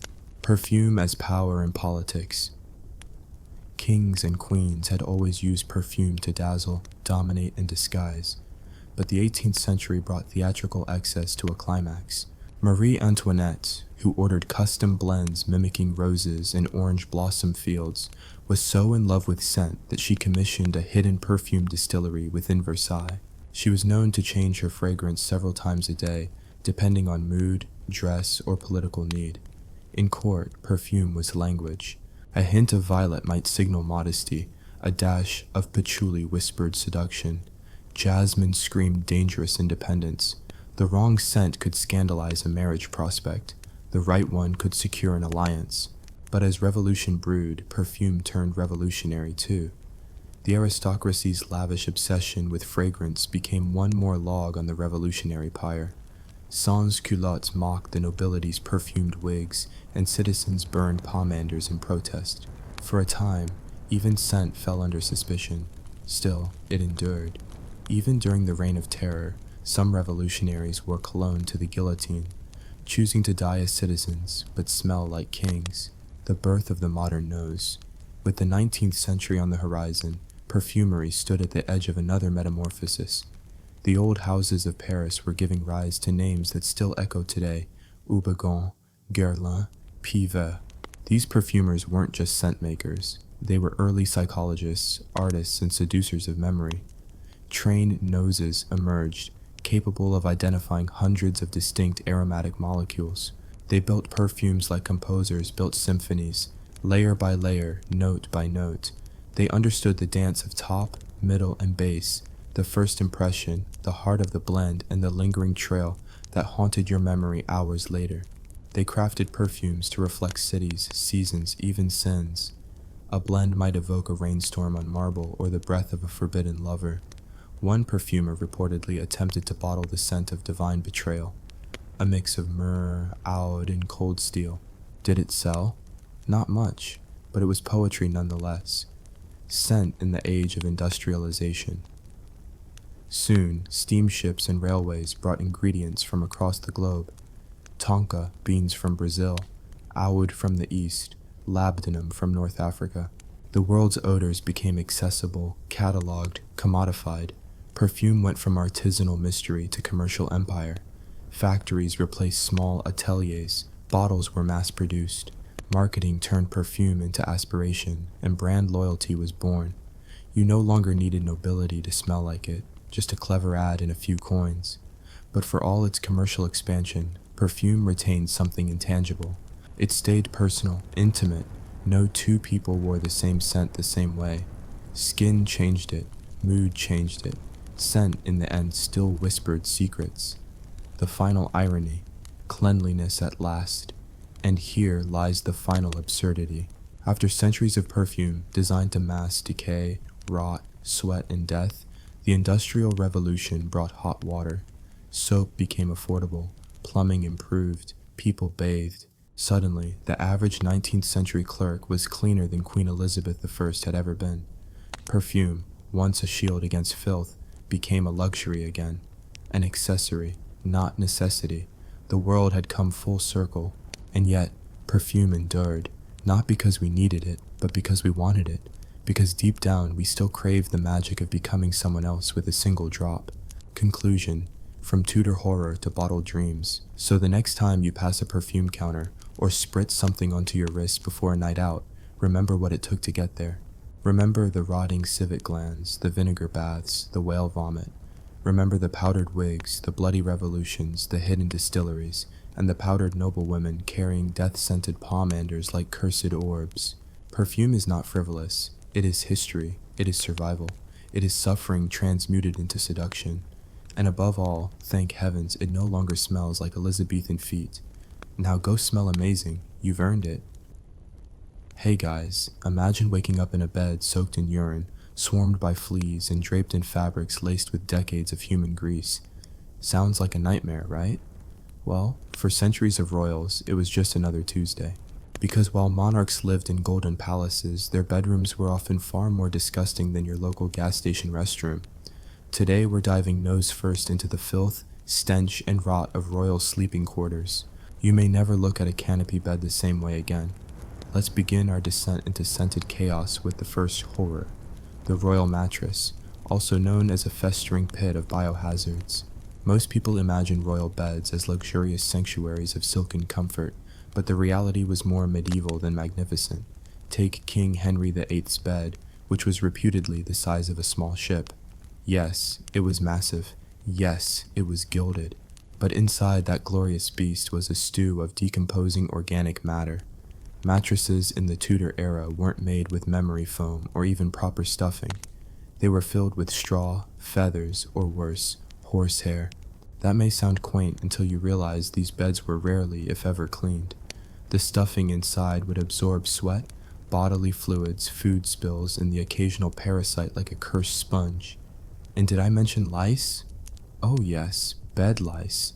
Not to be confused with head lice or body lice, though royalty frequently hosted all three. Entire colonies would move into the mattress, reproducing with the same energy Henry VIII put into beheading wives. The more elaborate the bed, the more layers there were for things to hide. Silk sheets turned to grease rags, velvet canopies became airborne flea farms, and perfume sachets dangling from the post barely masked the underlying aroma of centuries of unwashed humanity. Beds were also shared, not just by lovers or consorts, but by servants, visiting nobles, and even royal dogs. Dogs were often allowed, nay, encouraged, to sleep at the foot of the bed. Charming until you realize that in the 17th century, dogs weren't exactly trained to go outside. Imagine rolling over in your sleep and landing in a pile of royal spaniel droppings. That was someone's real experience. And let's not forget the royal tendency to eat in bed. Monarchs like Louis XIV didn't just enjoy a midnight snack. They hosted full breakfasts in bed, surrounded by attendants, dogs, and admirers. Crumbs, grease, sticky wine stains, and bits of meat would seep into the mattress like slow-acting poison. One can only imagine the microbial life thriving in that culinary graveyard. But if you thought that was foul, brace yourself, because next up, we're opening the curtains on royal bedchamber chamber pots. Yes, it's time to talk about the literal crap under the bed. Toilets as we know them did not exist in most of royal Europe until the late 19th century. So what did a monarch do when nature called in the middle of the night? They grabbed a chamber pot, usually a finely decorated porcelain bowl, perhaps with gold trim, and squatted. And while we can laugh about gold-plated poop buckets, the reality is far less charming. These pots were emptied sporadically. Servants, whose job it was to clean them, often neglected their duties or simply spilled them. One courtier in the court of Charles II complained that the entire royal suite stank of heated feces, because so many chamber pots were tucked beneath beds and chairs and only emptied once a day. Some nobles, to avoid the embarrassment of being seen using one, would defecate behind tapestries or in a dark corner and let the smell just linger. Even when pots were emptied, they weren't cleaned properly. A quick splash of cold water, maybe some rose water if you were fancy, and right back under the bed it went. The average royal chamber likely contained multiple pots, some of which had not seen the bottom in years.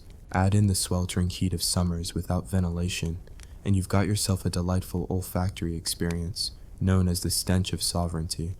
Oh, and don't assume all waste stayed confined to these pots. During certain illnesses, or simply drunken evenings, monarchs lost control. One historical account tells us that Queen Isabella of Spain once soiled her sheets and simply turned over to sleep on the clean side. Louis XIV was reportedly known to relieve himself in a corner if his commode was too far away. A king waits for no one. least of all his own bowels. Which brings us nicely to our third horror, the parasitic wildlife that ruled royal bedding. You've heard of bedbugs, but have you ever met Tudor mites? These tiny creatures thrived in the natural oils and sweat embedded in linens that were rarely, if ever, washed. In some households, sheets were changed every few months. In others, once a year. The longer the linen stayed on, the more they became living ecosystems. Fleas were an ever-present menace, not just from bedding, but from the pets allowed into the room, and sometimes from the wigs worn by the royalty themselves. Courtiers were often seen absent-mindedly scratching at their scalps or dabbing themselves with perfume-soaked cloths to stave off the itch of flea bites. Queen Elizabeth I reportedly had special flea traps stitched into her undergarments. These were little pads soaked in blood or sugar water, designed to lure the fleas off her body and onto something else. If that sounds like the plot of a medieval horror movie, that's because it absolutely is. Lice were the second act of this unholy symphony. They loved the warmth of feather pillows and the density of hair, both real and wigged. Some queens shaved their heads just to manage the lice problem, wearing elaborate wigs instead. But those wigs often went unwashed for years, and the lice simply moved in and got comfortable. And if you thought that was the worst of it, wait for this: scabies, an infestation of microscopic mites that burrow into your skin and lay eggs. There are records of entire courts suffering from scabies outbreaks, forcing royals to isolate, not out of shame, but to stop itching long enough to sign a treaty. Now, let's talk about horror number 4, the smell. Royal bedchambers were not quiet sanctuaries filled with lavender and clean linen. They were olfactory battlefields. Between the chamber pots, the rotting mattresses, the animal presence, and human sweat baked into velvet drapery, the stench could reach apocalyptic proportions. To combat this, rooms were often fumigated with burning herbs like rosemary and thyme. Incense burners were left lit for hours, smoke curling around the room like a ghost trying to flee the mortal plane. It helped for a moment. Then the smoke settled, and the real scent returned. Wealthy monarchs also employed scent servants. Yes, that was a job. These unfortunate souls carried small pillows of herbs or citrus peels, occasionally pressing them to the nostrils of the monarch when the odor became overwhelming. Some kings wore perfumed gloves, not to smell nice, but to keep their hands from absorbing the stench of everything they touched. And if that didn't work, just pile on more perfume. You could be festering with rot beneath the robe, but if you smelled of orange blossom and sandalwood, then you were still a sovereign success. But let's not end part 1 without addressing our 5th and final horror of this opening chapter, the mold.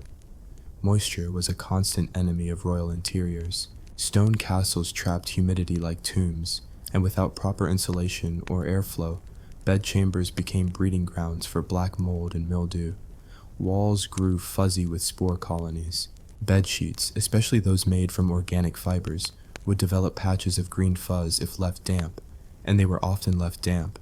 Between the urine accidents, the night sweats, the bathwater spills, for those rare royals who actually bathed, and leaky chamber pots, moisture soaked into everything. In some castles, the walls themselves would weep during certain seasons, dripping with condensation like the interior of a neglected crypt. And people slept in this, every night, surrounded by rot, inhaling mold spores, scratching at mites, rolling over chamber pots, and wondering why tuberculosis was still a thing. We'll dive deeper into more atrocities in part 2, where we explore the hidden pests of royal upholstery, the terrifying cleaning rituals, and the most cursed royal bedding stories ever recorded. Buckle up, it only gets filthier from here. Welcome back to the fragrant cesspool that was royal bedroom life. If you made it through part 1 without gagging, congratulations. You're stronger than most 17th century stomachs. Because now, we're going even deeper into the plush, perfumed, and pest-infested layers of royal bedchambers. You thought the mattress was bad? Wait until you meet what lurked in the upholstery, how servants cleaned the mess, and what royal bedding was actually made of. Spoiler: it involved dead animals and crushing levels of delusion. Let's kick things off with horror number 6, the upholstery, aka royal pest condominiums. Royal rooms were stuffed with textiles. Everything was covered in fabric. Walls, chairs, bed frames, cushions, stools, even the ceiling if the king felt dramatic. Velvet, brocade, damask, and tapestry weren't just decoration. They were symbolic insulation from the filth of the common world. Ironically, they ended up being filthier than any peasant's wooden bench. Why? Because upholstery was never cleaned. No one vacuumed, no one steam treated. At best, a servant might beat a pillow with a stick once every few months to shake out the fleas. Most of the time, pests just moved in. Moths, mice, fleas, silverfish, mites. Rats nibbled through embroidered cushions filled with horsehair or even wool, nesting comfortably beside the monarch's elbow. Chairs in particular were like five-star hotels for fleas. You sit, you warm the fabric, you stand up, and boom, a cloud of hungry fleas leaps up like it's Black Friday at a blood buffet. That's why so many royals had personal flea combers. These were servants whose literal job was to pick fleas off the king with tiny golden tweezers. Worse, the dyes used in these fabrics were often toxic. Arsenic-based greens, mercury-laced reds, and lead whites turned the royal bedchamber into a soft, fuzzy chemical death trap. So if the bugs didn't get you, the curtains might. Now, let's slide into horror number 7, the royal cleaning rituals, if you can even call them that. You'd think a room full of servants would mean immaculate living conditions, right? Wrong. Most of those servants were glorified wall decorations. Only a few were actually tasked with cleaning, and they were often given very little time, less water, and zero soap.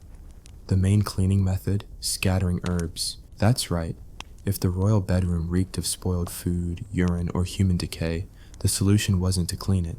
It was to toss some rosemary and thyme onto the floor, maybe with a handful of lavender, and stomp it into the rushes with your shoes.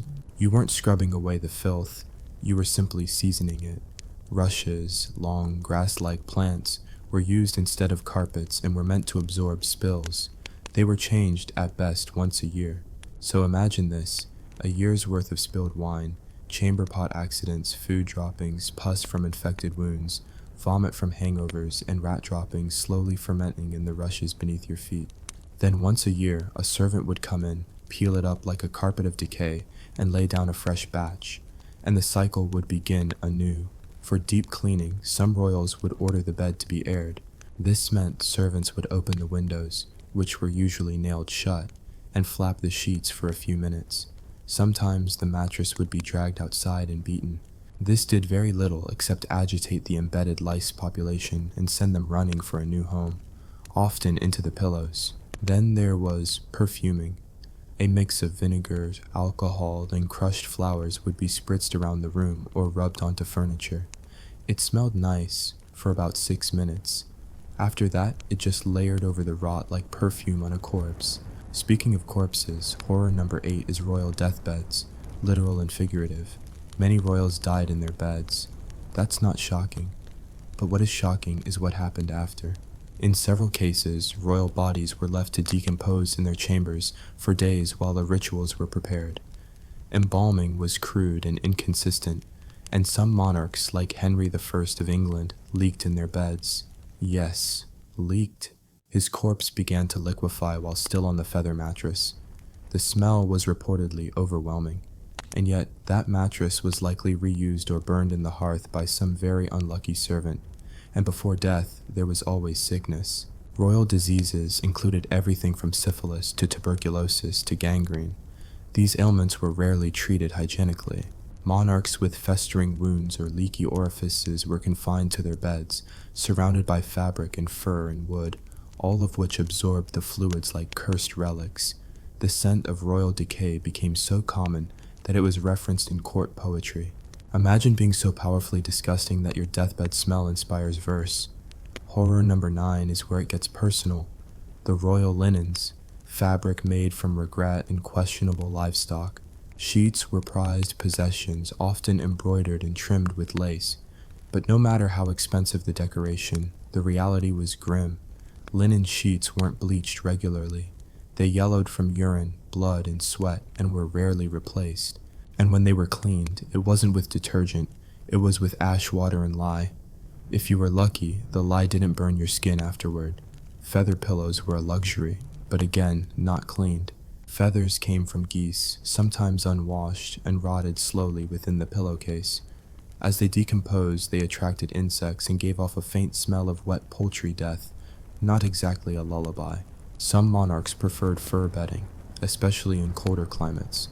Wolf, bear, rabbit, and even ermine were stitched together into quilts and throws.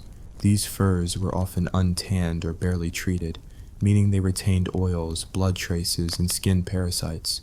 Once again, warm, soft, infested, but you looked like a king, so who cared? And finally, horror number 10 for today, the guests who made it worse. Royal bedchambers weren't private in the way we think of them now.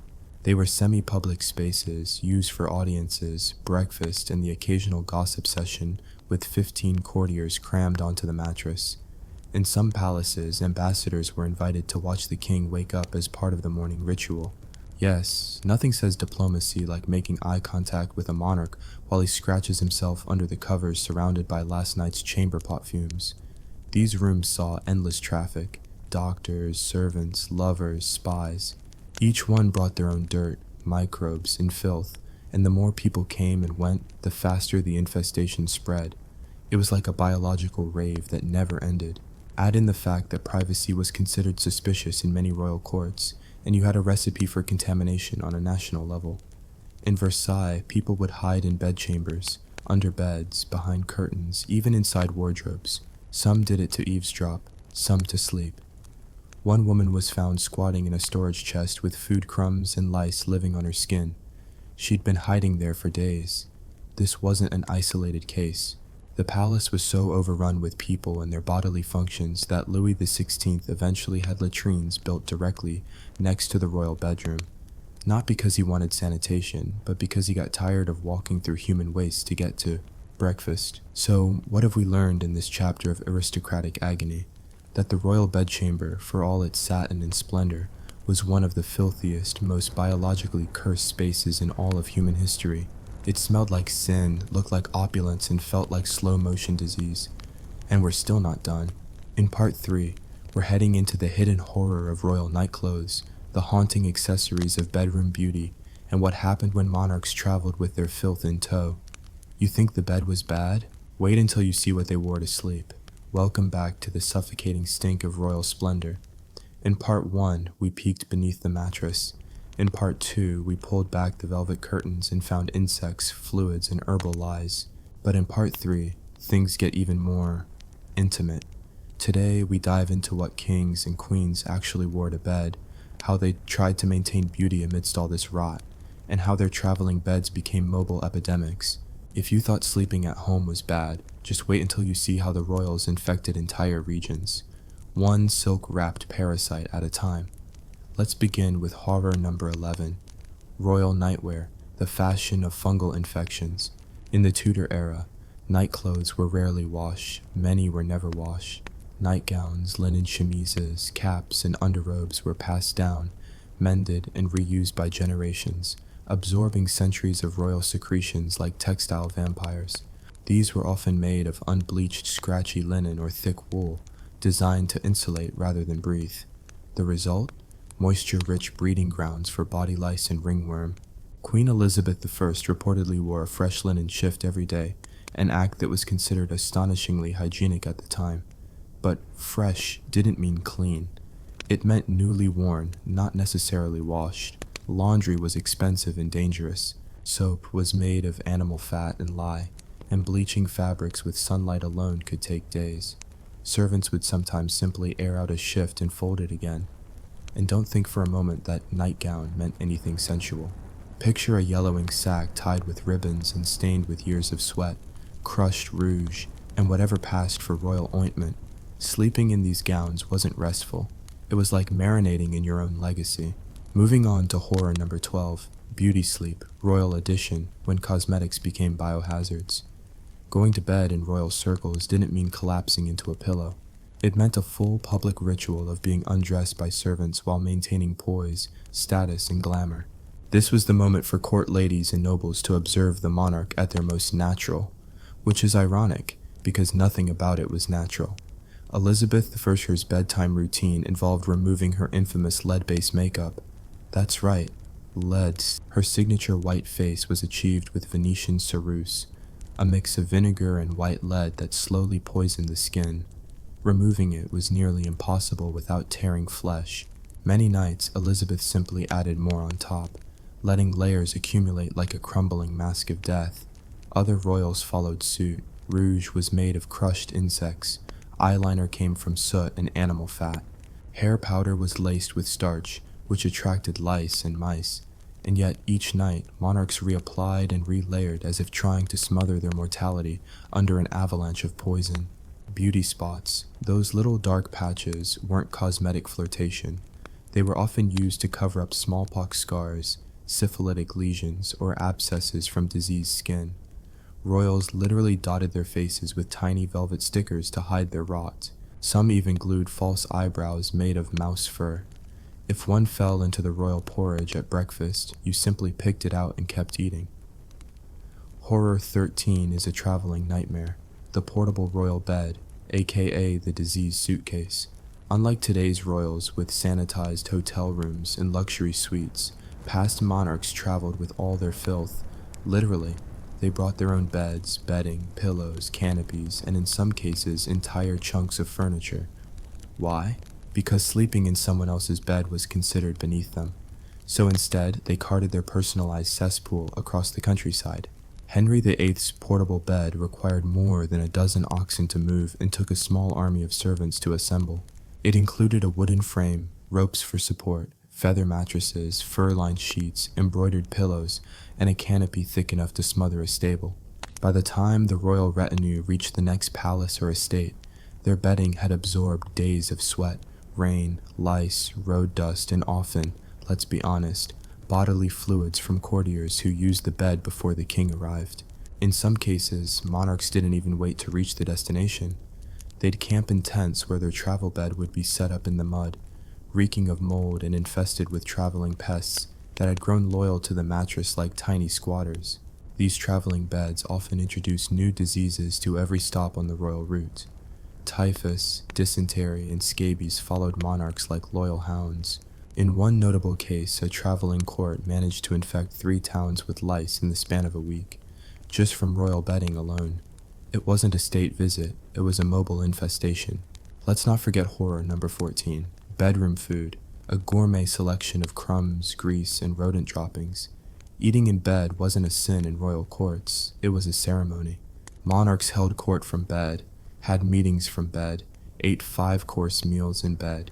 Trays of roast meat, honey cakes, stewed fruit, and gallons of wine were wheeled into the chamber, set upon nearby stools or even the mattress itself, and devoured while courtiers watched. No one cleaned between meals. Crumbs collected, grease stained, wine spilled. Bones were sometimes tossed directly onto the rushes or into the chamber pot. Leftovers were frequently left in place overnight, drawing rats and insects to feast beside the monarch. Some kings even kept pet monkeys or dogs in bed who had no concept of off-limits food zones. There are records of chamber pots being kicked over mid-meal and no one reacting. Just a shrug, a shift, and another bite of swan pâté. The royal immune system was less of a biological defense and more of a tragic accident. And finally, for part 3, horror number 15, bedroom visitors, the royal entourage of secret lovers, assassins, and ghosts. Royal bedchambers were less like bedrooms and more like social lobbies. A constant stream of advisors, spies, ladies-in-waiting, guards, messengers, lovers, and gossiping nobles drifted in and out. Privacy was suspicious. Solitude was dangerous. Which means many royals slept surrounded, not just by servants, but by people actively judging or manipulating them. Louis XIV of France, for example, had a literal audience for his bedtime and wake-up rituals. Courtiers gathered to watch him be tucked in like a toddler with gout. The act of lying down became theater, but it wasn't just courtiers. Intrigue bloomed in these bedrooms. Secret lovers would hide in wardrobes. Assassins crept behind tapestries. One queen had a priest smuggled into her bedchamber in a laundry basket for confession, except it wasn't confession. It was a late-night tryst that ended with the priest getting locked in a closet for 3 days. Royal ghosts became part of the mythology too. Castles echoed with tales of monarchs whose lingering scent, usually something like moldy roses and death, was said to haunt the rooms they died in. Staff often refused to enter the bedchambers of recently deceased monarchs for weeks after burial, due to the stench and fear of spirits. Not that you could tell the difference. The rooms always smelled like death anyway. And so, dear viewers, as we crawl into the deepest folds of history's most opulent nightmares, remember, royal bedchambers weren't just where kings and queens slept. They were stages of horror, theaters of disease, museums of rot and denial wrapped in satin and gold. But don't worry, we're not done. In the final part, we'll cover the rituals of waking up, the sacred nightmare of morning breath, and why the royal bedchamber was sometimes the most dangerous room in the palace. You'll never look at a canopy bed the same way again. Let's finish this descent into silk-draped madness with the final and perhaps most horrifying part of all, the morning after. Because if you thought royal bedchambers were disgusting by night, just wait until you hear what they woke up to. In this final chapter, we're unpacking ceremonial wake-up calls, rotten dental hygiene, creepy spiritual rituals, and why royal beds were often death traps in disguise. It's the grand finale of grime. Welcome to the dark sunrise of monarchic misery. Horror 16, the royal wake-up ritual, where privacy went to die. For most of us, waking up is a personal moment, maybe groggy, maybe cranky, maybe covered in drool. But for a monarch, waking up was a performance. In the French court, this ritual had a name, le lever, the rising. It wasn't just a routine, it was a scheduled audience. Nobles were selected by rank to be in the room while the king or queen awoke, stretched, scratched themselves, maybe passed some gas, and were then dressed by an army of attendants. Louis XIV had over 100 people in attendance for his daily awakening. Someone handed him his slippers. Someone else offered a holy relic.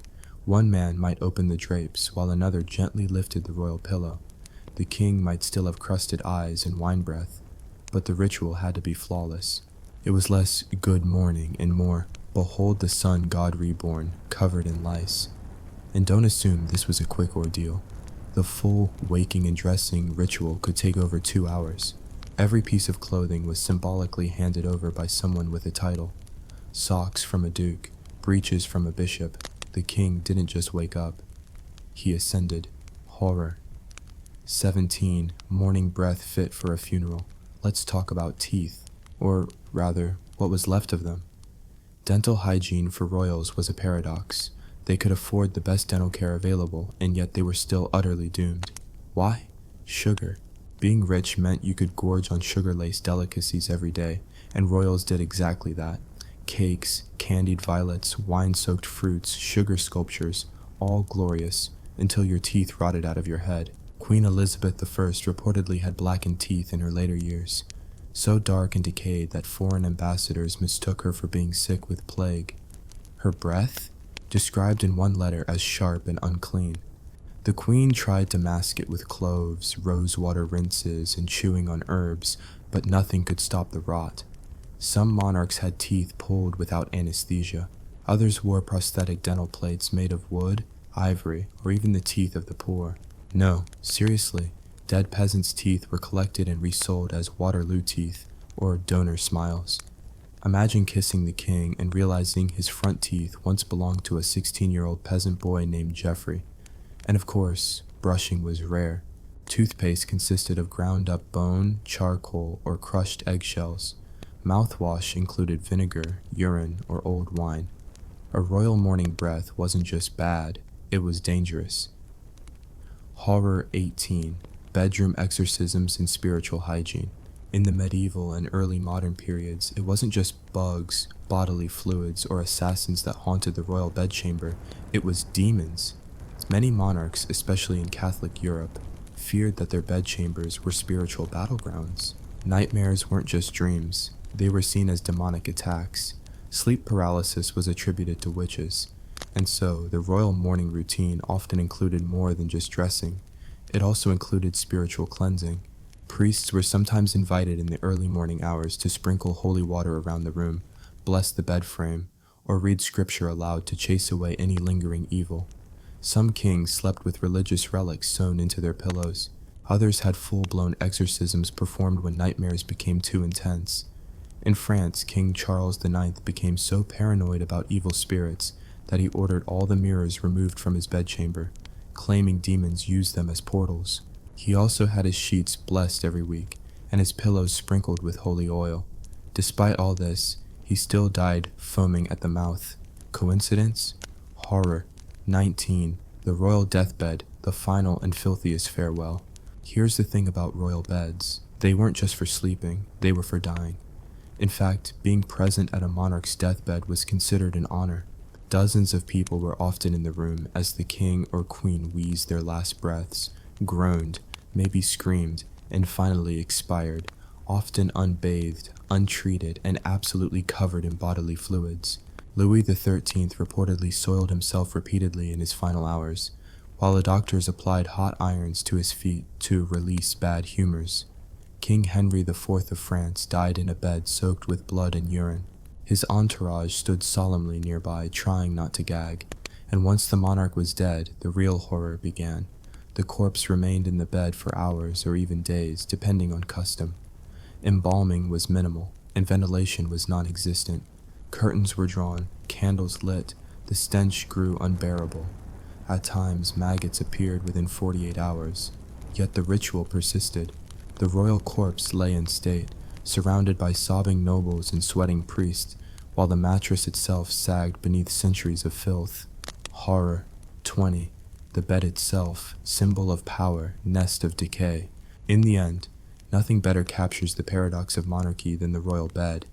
It was a symbol of luxury, embroidered with gold thread, lined with ermine, canopied with damask. But under all that glamour, it was rank. Feathers turned to mold. Sheets grew stiff with age. Pillows were teeming with mites. The very structure of the bed became warped over time by humidity, sweat, and rot. Some beds were never replaced because they were heirlooms, passed down from one monarch to another like an infected crown. Royal beds became thrones of delusion. Palaces rotted from the inside out, one soft, stinking mattress at a time. And now, dear viewers, we emerge from this velvet-clad nightmare into the dim light of modernity. The next time you complain about your hotel pillow or your partner stealing the covers, just remember, at least your bed doesn't double as a grave, a stage, a toilet, and a flea hotel.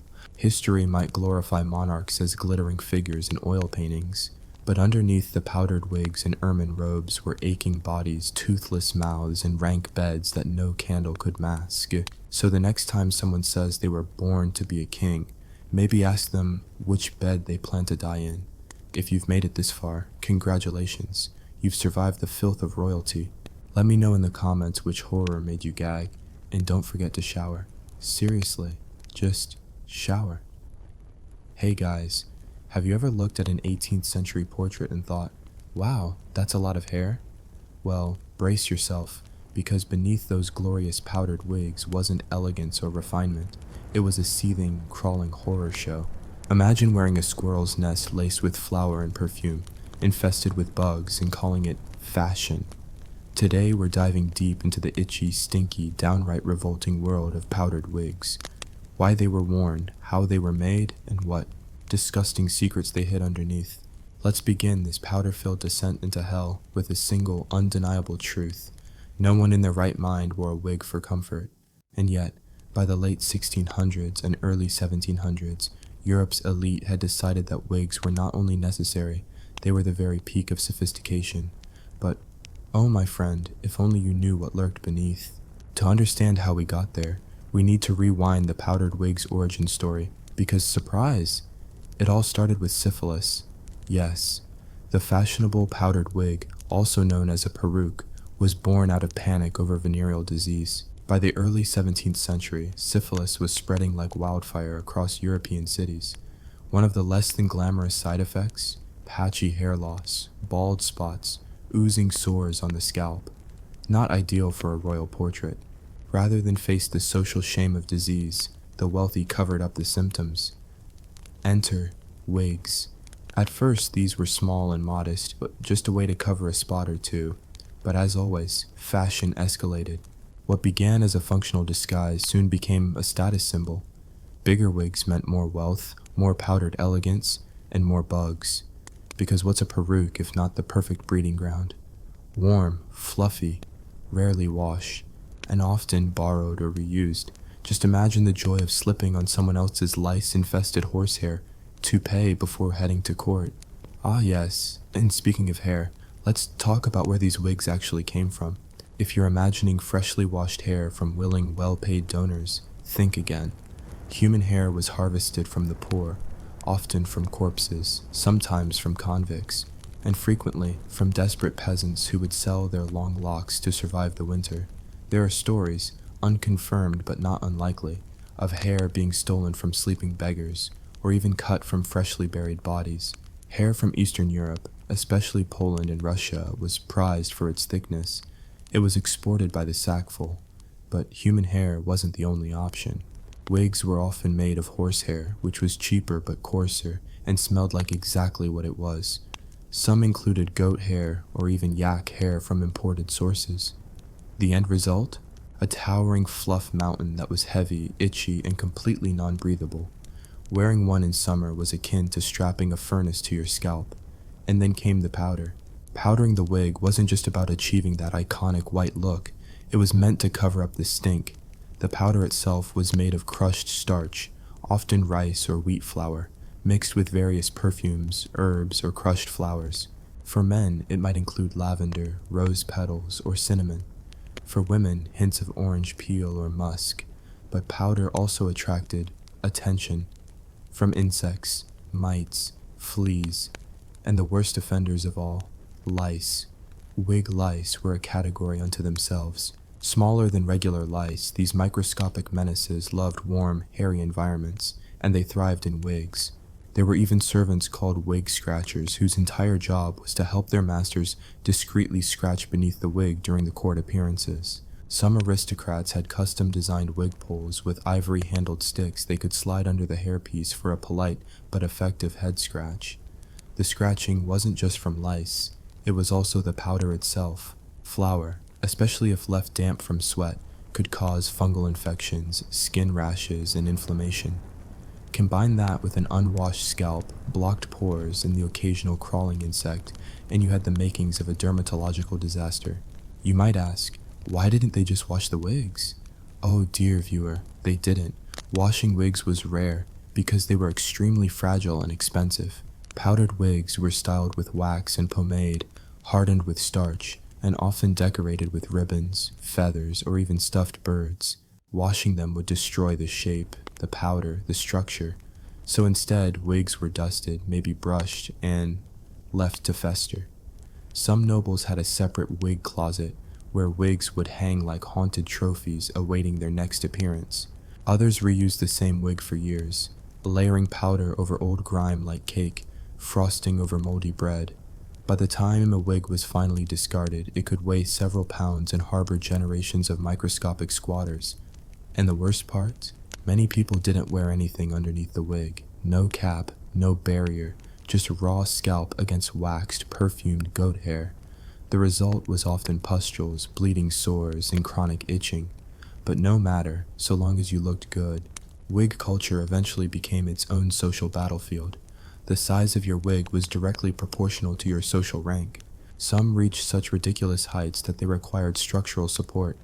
Metal frames beneath the hair to keep it upright, almost like scaffolding for a Gothic cathedral. One particularly absurd fashion in France involved poof wigs, giant constructions made of hair, wire, ribbons, and props. Yes, props. There are reports of women wearing ships, gardens, or scenes from the latest opera in their hair. A woman might need to kneel in her carriage just to avoid snapping the mast off her hairboat. And while these wigs were eye-catching, they were also flammable. All that powder, highly combustible. Candles were everywhere. A careless nod of the head could result in spontaneous combustion. There are actual accounts of wigs catching fire at royal banquets, sending guests screaming out of the hall. Their powdered towers ablaze like medieval marshmallows. Even when not on fire, wigs were a literal pain. Heavy and hot, they often caused chronic neck and spine problems. One doctor in the 1700s warned that the average noble's wig added no less than 8 pounds of falsehood to the head and 3 hours of agony per day. And yet the fashion persisted, because vanity always outweighs logic. By the mid-18th century, powdered wigs weren't just fashion, they were law. In some courts, it was illegal to appear bareheaded. Judges, barristers, diplomats, bishops all wore wigs as part of their uniform. The British legal system still wears them in ceremonial roles today. Centuries later, we're still clinging to the powdered ghosts of a louse-ridden past. And if you think all of this sounds unsustainable, you're right. The downfall of the wig came fast and dramatically. But we'll save that infestation of chaos for part 2. Glad you're ready. Here's part 2 of why powdered wigs were crawling with insects. We dive deeper into the grotesque, maintenance, rituals, and social madness of wig culture, as well as the true decline of this itchy empire of lies. Let's pick up where we left off, somewhere between flaming hair pieces and neck pain. By the mid-1700s, wigs had become a public performance. Wearing one wasn't just about personal hygiene, or lack thereof. It was a ritualized event that involved powders, perfumes, and pomades that would make a modern hairdresser weep. But let's not sugarcoat it. This wasn't glam. It was gory pageantry with a dash of lice. Let's talk pomade. And no, not the sleek kind you imagine James Dean smoothing into his hair in a 50s diner. We're talking about 18th century pomade, a paste made of bear fat, pig lard, or rancid beef marrow, sometimes mixed with flour or ashes to create a better hold. This would be slathered into the wig before powdering, essentially turning the entire wig into a mousetrap for dirt and insects. Now, imagine wearing this grease-glued monster on your head for days at a time. The oils would eventually drip down onto your neck and shoulders in the heat, staining expensive clothes, attracting flies, and giving off an odor that historians have described, kindly, as pungent with character. And it didn't stop there. Once the pomade was set, in came the powdering. If you've ever tried baking with flour and made a mess, you'll understand how utterly chaotic this was. Powdering a wig was such a monumental affair that it had to be done in a separate room. The powder room, a literal space where the air would become thick with airborne flour. Servants would wear masks and aprons to protect themselves, and bystanders were advised to avoid breathing too deeply. The powder itself, originally white to mimic aging and nobility, eventually evolved into pastels, pale blues, pinks, violets. Some women even matched the powder to their gowns. Of course, this meant more ingredients, more chemicals, and more mystery. Some powders included lead, mercury, or arsenic. Yes, arsenic in your scalp. Truly, nothing screams beauty like slow death by neurological collapse. Oh, and the best part? These chemicals were inhaled daily by everyone nearby. No wonder 18th century aristocrats were always fainting or hallucinating. They were basically hotboxing poison under their hats. And let's not ignore the labor class who made it all possible. Wig makers, powderers, lice pickers. There was an entire underworld industry dedicated to the maintenance of these scalp monstrosities. Powdering servants were sometimes children, forced to breathe in toxic flour clouds while brushing bugs off their employers' glorified rodent nest. There were even apprenticeships in wig making, where a boy could spend years mastering how to boil goat hair and sew it into aristocratic pompadours. If a noble was wealthy enough, he might own dozens of wigs for different occasions, each labeled with names like the Full Majesty, Morning Powder, or the Gentle Court Beast. These wigs were stored in velvet-lined wig boxes like some sacred relic of vanity and disease. And yes, they had travel wigs, because heaven forbid anyone see you with a human scalp on display during a carriage ride. And hunting wigs for those days when chasing foxes required maximum airflow and minimum lice visibility. In fact, some wigs even had ventilation holes built into them to help with the heat. Sounds genius, right? Wrong. All it did was give bugs an easier way in. Insects that found their way inside these powdered hell heaps often nested, laying eggs in the greasy pomade or clinging to the cloth bands. It was not uncommon for people to scratch at their heads only to find wigworms or tiny mites burrowing just beneath the surface. Now, let's take a quick tour outside the court into the cities, where wig use filtered down into the middle classes. Merchants, bankers, clerks, all eager to look aristocratic. The result? Mass production. And like all fast fashion stories, it got grim. Cheaper wigs meant cheaper materials. Straw was sometimes mixed with animal hair to bulk it out. Some even used paper or cotton pads rolled up and stuffed under the wig to add volume. These materials were, unsurprisingly, incredibly flammable, even more so than the high-end powdered wigs. There are stories, absolutely true, of candlelit theaters going up in flames after a man nodded too enthusiastically in the balcony. As wig use spread, so did the societal satire. Wig wearers were mocked by street performers, cartoonists, and rebellious thinkers. Pamphlets circulated calling wigs parasite nests of the pompous, and in some taverns patrons had to remove their wigs at the door so as not to offend the soup. Even the clergy had enough. Some bishops wore wigs so tall they had to bend forward during prayer, lest their hairpiece graze the altar flames. Others wore wigs under their official caps, leading to the invention of the bishop's hollow crown, a hat specially designed to fit over a wig rather than in place of one. By this point, wig culture had become so absurd that it was begging to collapse. And collapse it did. Enter revolution, the French Revolution, to be exact. In the 1790s, as the heads of powdered nobles began to literally roll, the wig became a symbol of grotesque inequality. Nothing screamed decadent aristocrat more than a giant lice-infested powdered wig. So, quite logically, wigs became dangerous to wear. Revolutionaries began to target wig wearers as enemies of the people. Perukes were torn from heads, stomped into the mud, and in some cases used to identify royal sympathizers. Street fashion turned toward simplicity. Shorter hair, natural curls, and most shockingly, actual shampoo. Suddenly, washing your hair became political. Citizens' hair, as it was called, had to be natural, clean, and wig-free. Barbers began selling de-wigging services. Wig makers closed shop or tried to pivot into mustache trimming. The powdered empire crumbled. In Britain, the decline was slower but inevitable. Taxes on hair powder, introduced in 1795, accelerated the end. People didn't want to pay extra just to fill their hair with flour and bugs. By 1800, even the most stubborn courts began to relax their dress codes. Judges, clergy, and soldiers ditched the wig, at least in everyday use. And just like that, the golden age of powdered filth came to an end. But traces remain. British legal professionals still don wigs in court. Royal ceremonies sometimes require them. And costume parties across the globe continue to resuscitate the powdered beast for one night of authentic historical flair. Minus, hopefully, the lice. We can laugh now, but remember, these wigs weren't just fashion, they were armor. Against disease, against shame, against aging. They were symbols of status, wealth, and desperate insecurity. They were also, let's be clear, hot, itchy, smelly nightmares. And if you think we've scraped the bottom of the powdered wig barrel, stay tuned. In part 3, we'll explore the truly bizarre customs of wig-related etiquette, wig theft, wig wars, and the scandalous secret of the bed wig. Here is part 3 of why powdered wigs were crawling with insects.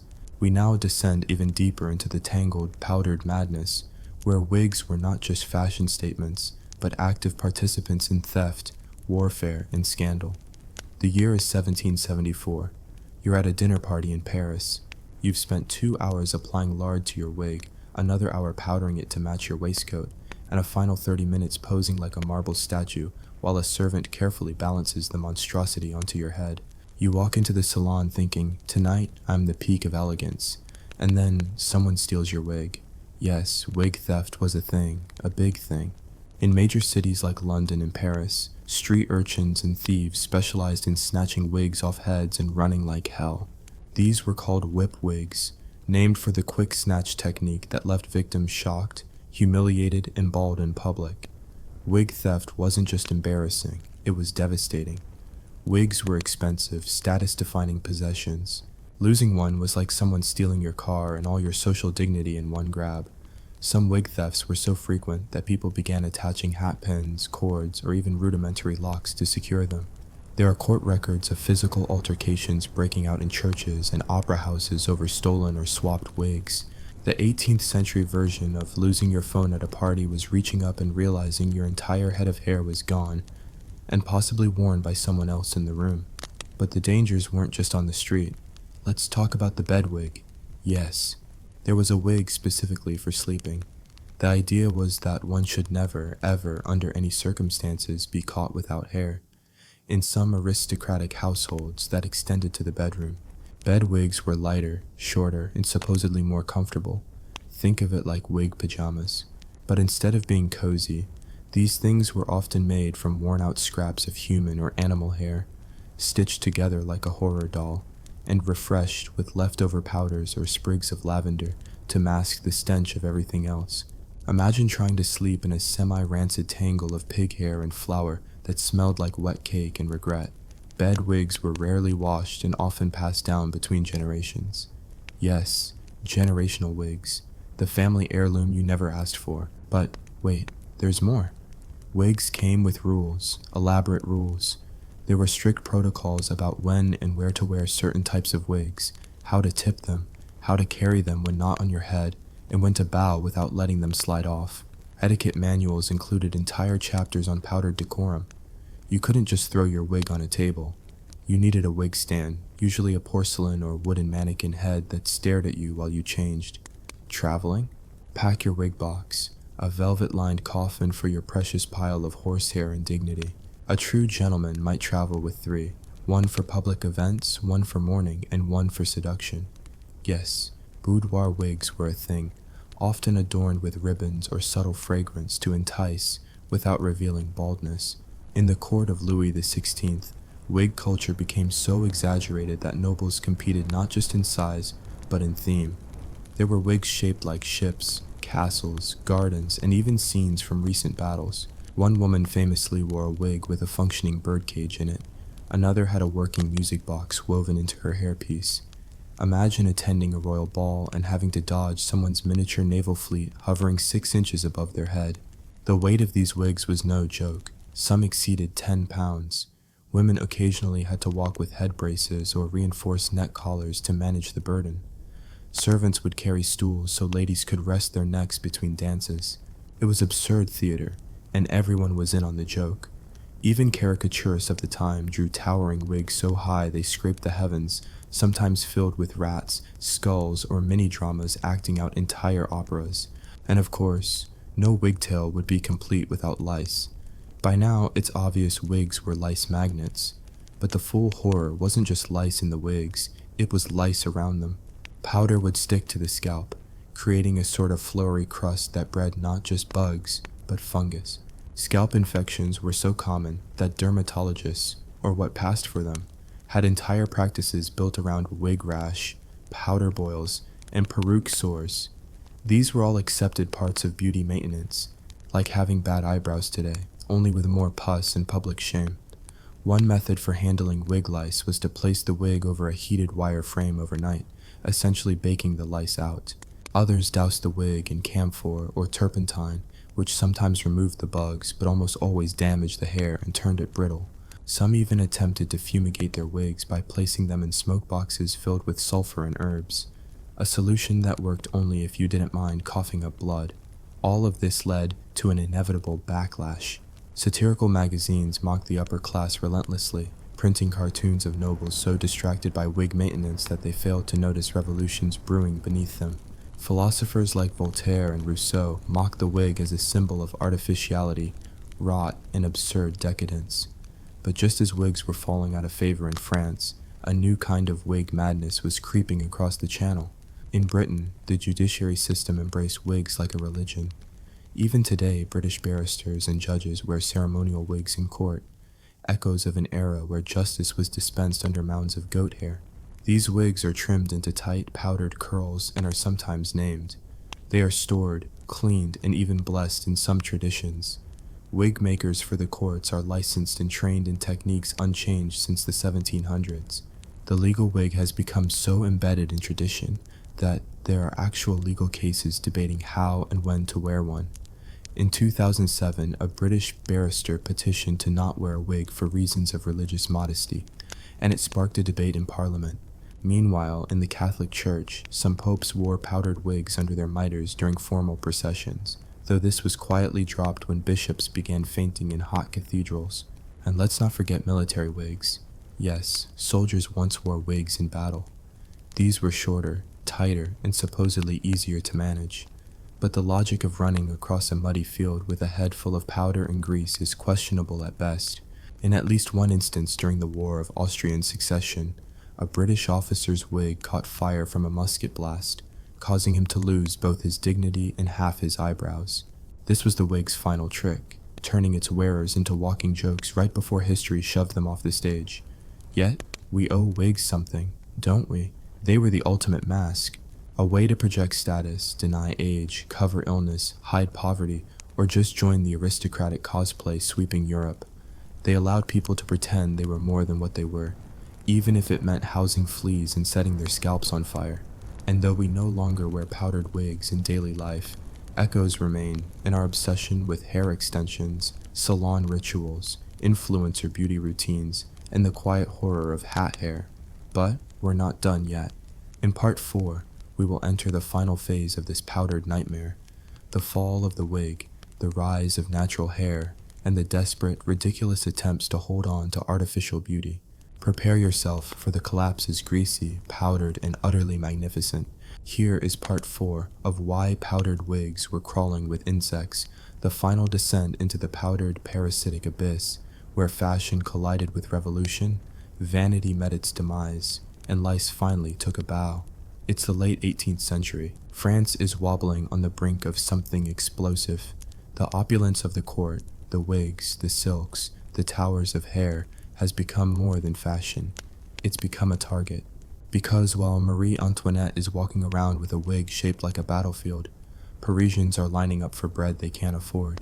While courtiers whisper about the newest scented powder imported from Venice, entire families in the Faubourg Saint-Antoine are burning furniture for warmth. The powdered wig, once a glittering badge of elite sophistication, now screams out of touch, artificial, monstrous. And then came the guillotine. Let's be very clear. Powdered wigs were not just a metaphor for excess. They were practically marinated in it. A noble's wig might cost more than a servant's annual wage. When the revolution came, the powdered headpiece didn't just fall out of fashion, it became dangerous. To wear a wig in 1793, Paris was to tempt fate. It marked you as part of the Ancien Regime, and if you weren't careful, your wig might go one way while your head went another. So, people stopped. Quickly. The towering coiffures deflated, the curls were trimmed. Even the king's personal wig maker had to go into hiding. And just like that, the powdered monstrosity that had ruled fashion for nearly 2 centuries collapsed under its own lice-infested absurdity. But the corpse of the wig didn't lie still. In the early 1800s, there were desperate attempts to resuscitate it. Wig makers tried everything, lighter designs, simpler styles, even revolutionary wigs that didn't use powder. How daring! But it was too late. The public had moved on. Natural hair was in. Suddenly, having your real hair was a virtue. The age of falseness was dead, and so was the industry that had built itself on stuffing goat hair onto people's skulls and calling it elegance. But let's not forget Britain, where everything dies slowly. While the continent shaved its heads in fury and rebellion, London held firm. Judges, barristers, bishops, they weren't giving up their powdered wigs just because some revolutionaries got snippy with a guillotine. In fact, in Britain, the legal wig flourished. It became more ceremonial, more encoded in ritual. Wigs were no longer about fashion, they were about tradition. Irony piled upon irony. To this day, British legal professionals still don powdered horsehair in courtrooms. They wear them with straight faces. They refer to them in official language. They pass them down. There are entire companies in London still making these wigs, using 18th century tools and techniques. If you want one, you'll need several £100 and a very specific understanding of courtroom dignity. And speaking of tradition, there was one group that held on to the powdered aesthetic well into the 19th century, funeral directors. Yes. In some cities, undertakers continued to wear powdered wigs as a symbol of solemnity and respect. Nothing says sorry for your loss like wearing a centuries-old lice hat. Meanwhile, in America, wigs died a quiet death. The founding fathers dabbled. Washington wore wigs in portraits, but often preferred his own hair powdered. But by the 1800s, even the politicians gave it up. Simpler styles became popular. Jefferson and Hamilton both went au naturel. The powdered wig became shorthand for old-world nonsense. It became the thing Americans prided themselves in not doing. But did the lice disappear? Oh no, lice just adapted. With the fall of wigs, lice moved back onto actual scalps. Powder was no longer their beach resort, but they made do. In fact, the decline of wig usage coincided with a rise in new types of hair products, oils, creams, early shampoos, all of which provided new homes for our tiny parasitic friends. In one 1823 medical journal, a British doctor notes that the disappearance of perukes hath not lessened the scourge of the louse, only relocated it. Truly, poetic words from a man who had clearly been scratching his head a lot. And yet, in a strange twist of irony, wig culture never really vanished, it mutated. The 20th century brought synthetic wigs, drag culture, performance hairpieces, celebrity extensions. The obsession with hair as identity remained. Only now it came with lace fronts and adhesive. The same desire to cover baldness, assert status, or transform oneself through hair persisted, only with fewer fleas and more glue. In fact, some would argue that the 18th century powdered wig walked so that modern influencer hair could run. But let's pause to honor the true heroes of this saga, the wig makers. These artisans, part chemist, part sculptor, part magician, had to deal with grease, powder, lice, aristocratic tantrums, and royal deadlines. They carried entire arsenals of combs, powders, pins, pomades, oils, mouse traps, and sometimes personal guards to escort them safely through city streets. They suffered through class prejudice. A noble's head must never smell of its wig maker, were denied guild protections, and occasionally had to testify in court about their clients' lice conditions. In some places, wig makers were legally required to register the sources of their human hair. And yes, that meant grave robbing was a whispered but real problem. There are recorded instances of stolen wigs being traced to corpses. Nothing says class like wearing someone else's eternal rest on your scalp. Let us not forget the peruke tax, instituted in 1709 by the British government, which charged people based on the size and material of their wigs. Larger, more elaborate wigs paid more. The tax failed spectacularly when people started stuffing their wigs with hay to maintain volume while dodging the fees. The black market for illegal wig enhancements became a brief but glorious crime wave. All of this might seem like bizarre, powdered ancient history, but ask yourself, have we really changed? We still spend hours, money, and emotional energy on our hair. We still shame baldness, crave length, color, texture, volume. The powdered wig may be dead, but the vanity it represented is very much alive. It just uses better branding now. And while no one today is walking around with a ship on their head, yet, the next viral hair trend is never far away. The absurdity, the beauty, the parasites, perhaps they're not gone.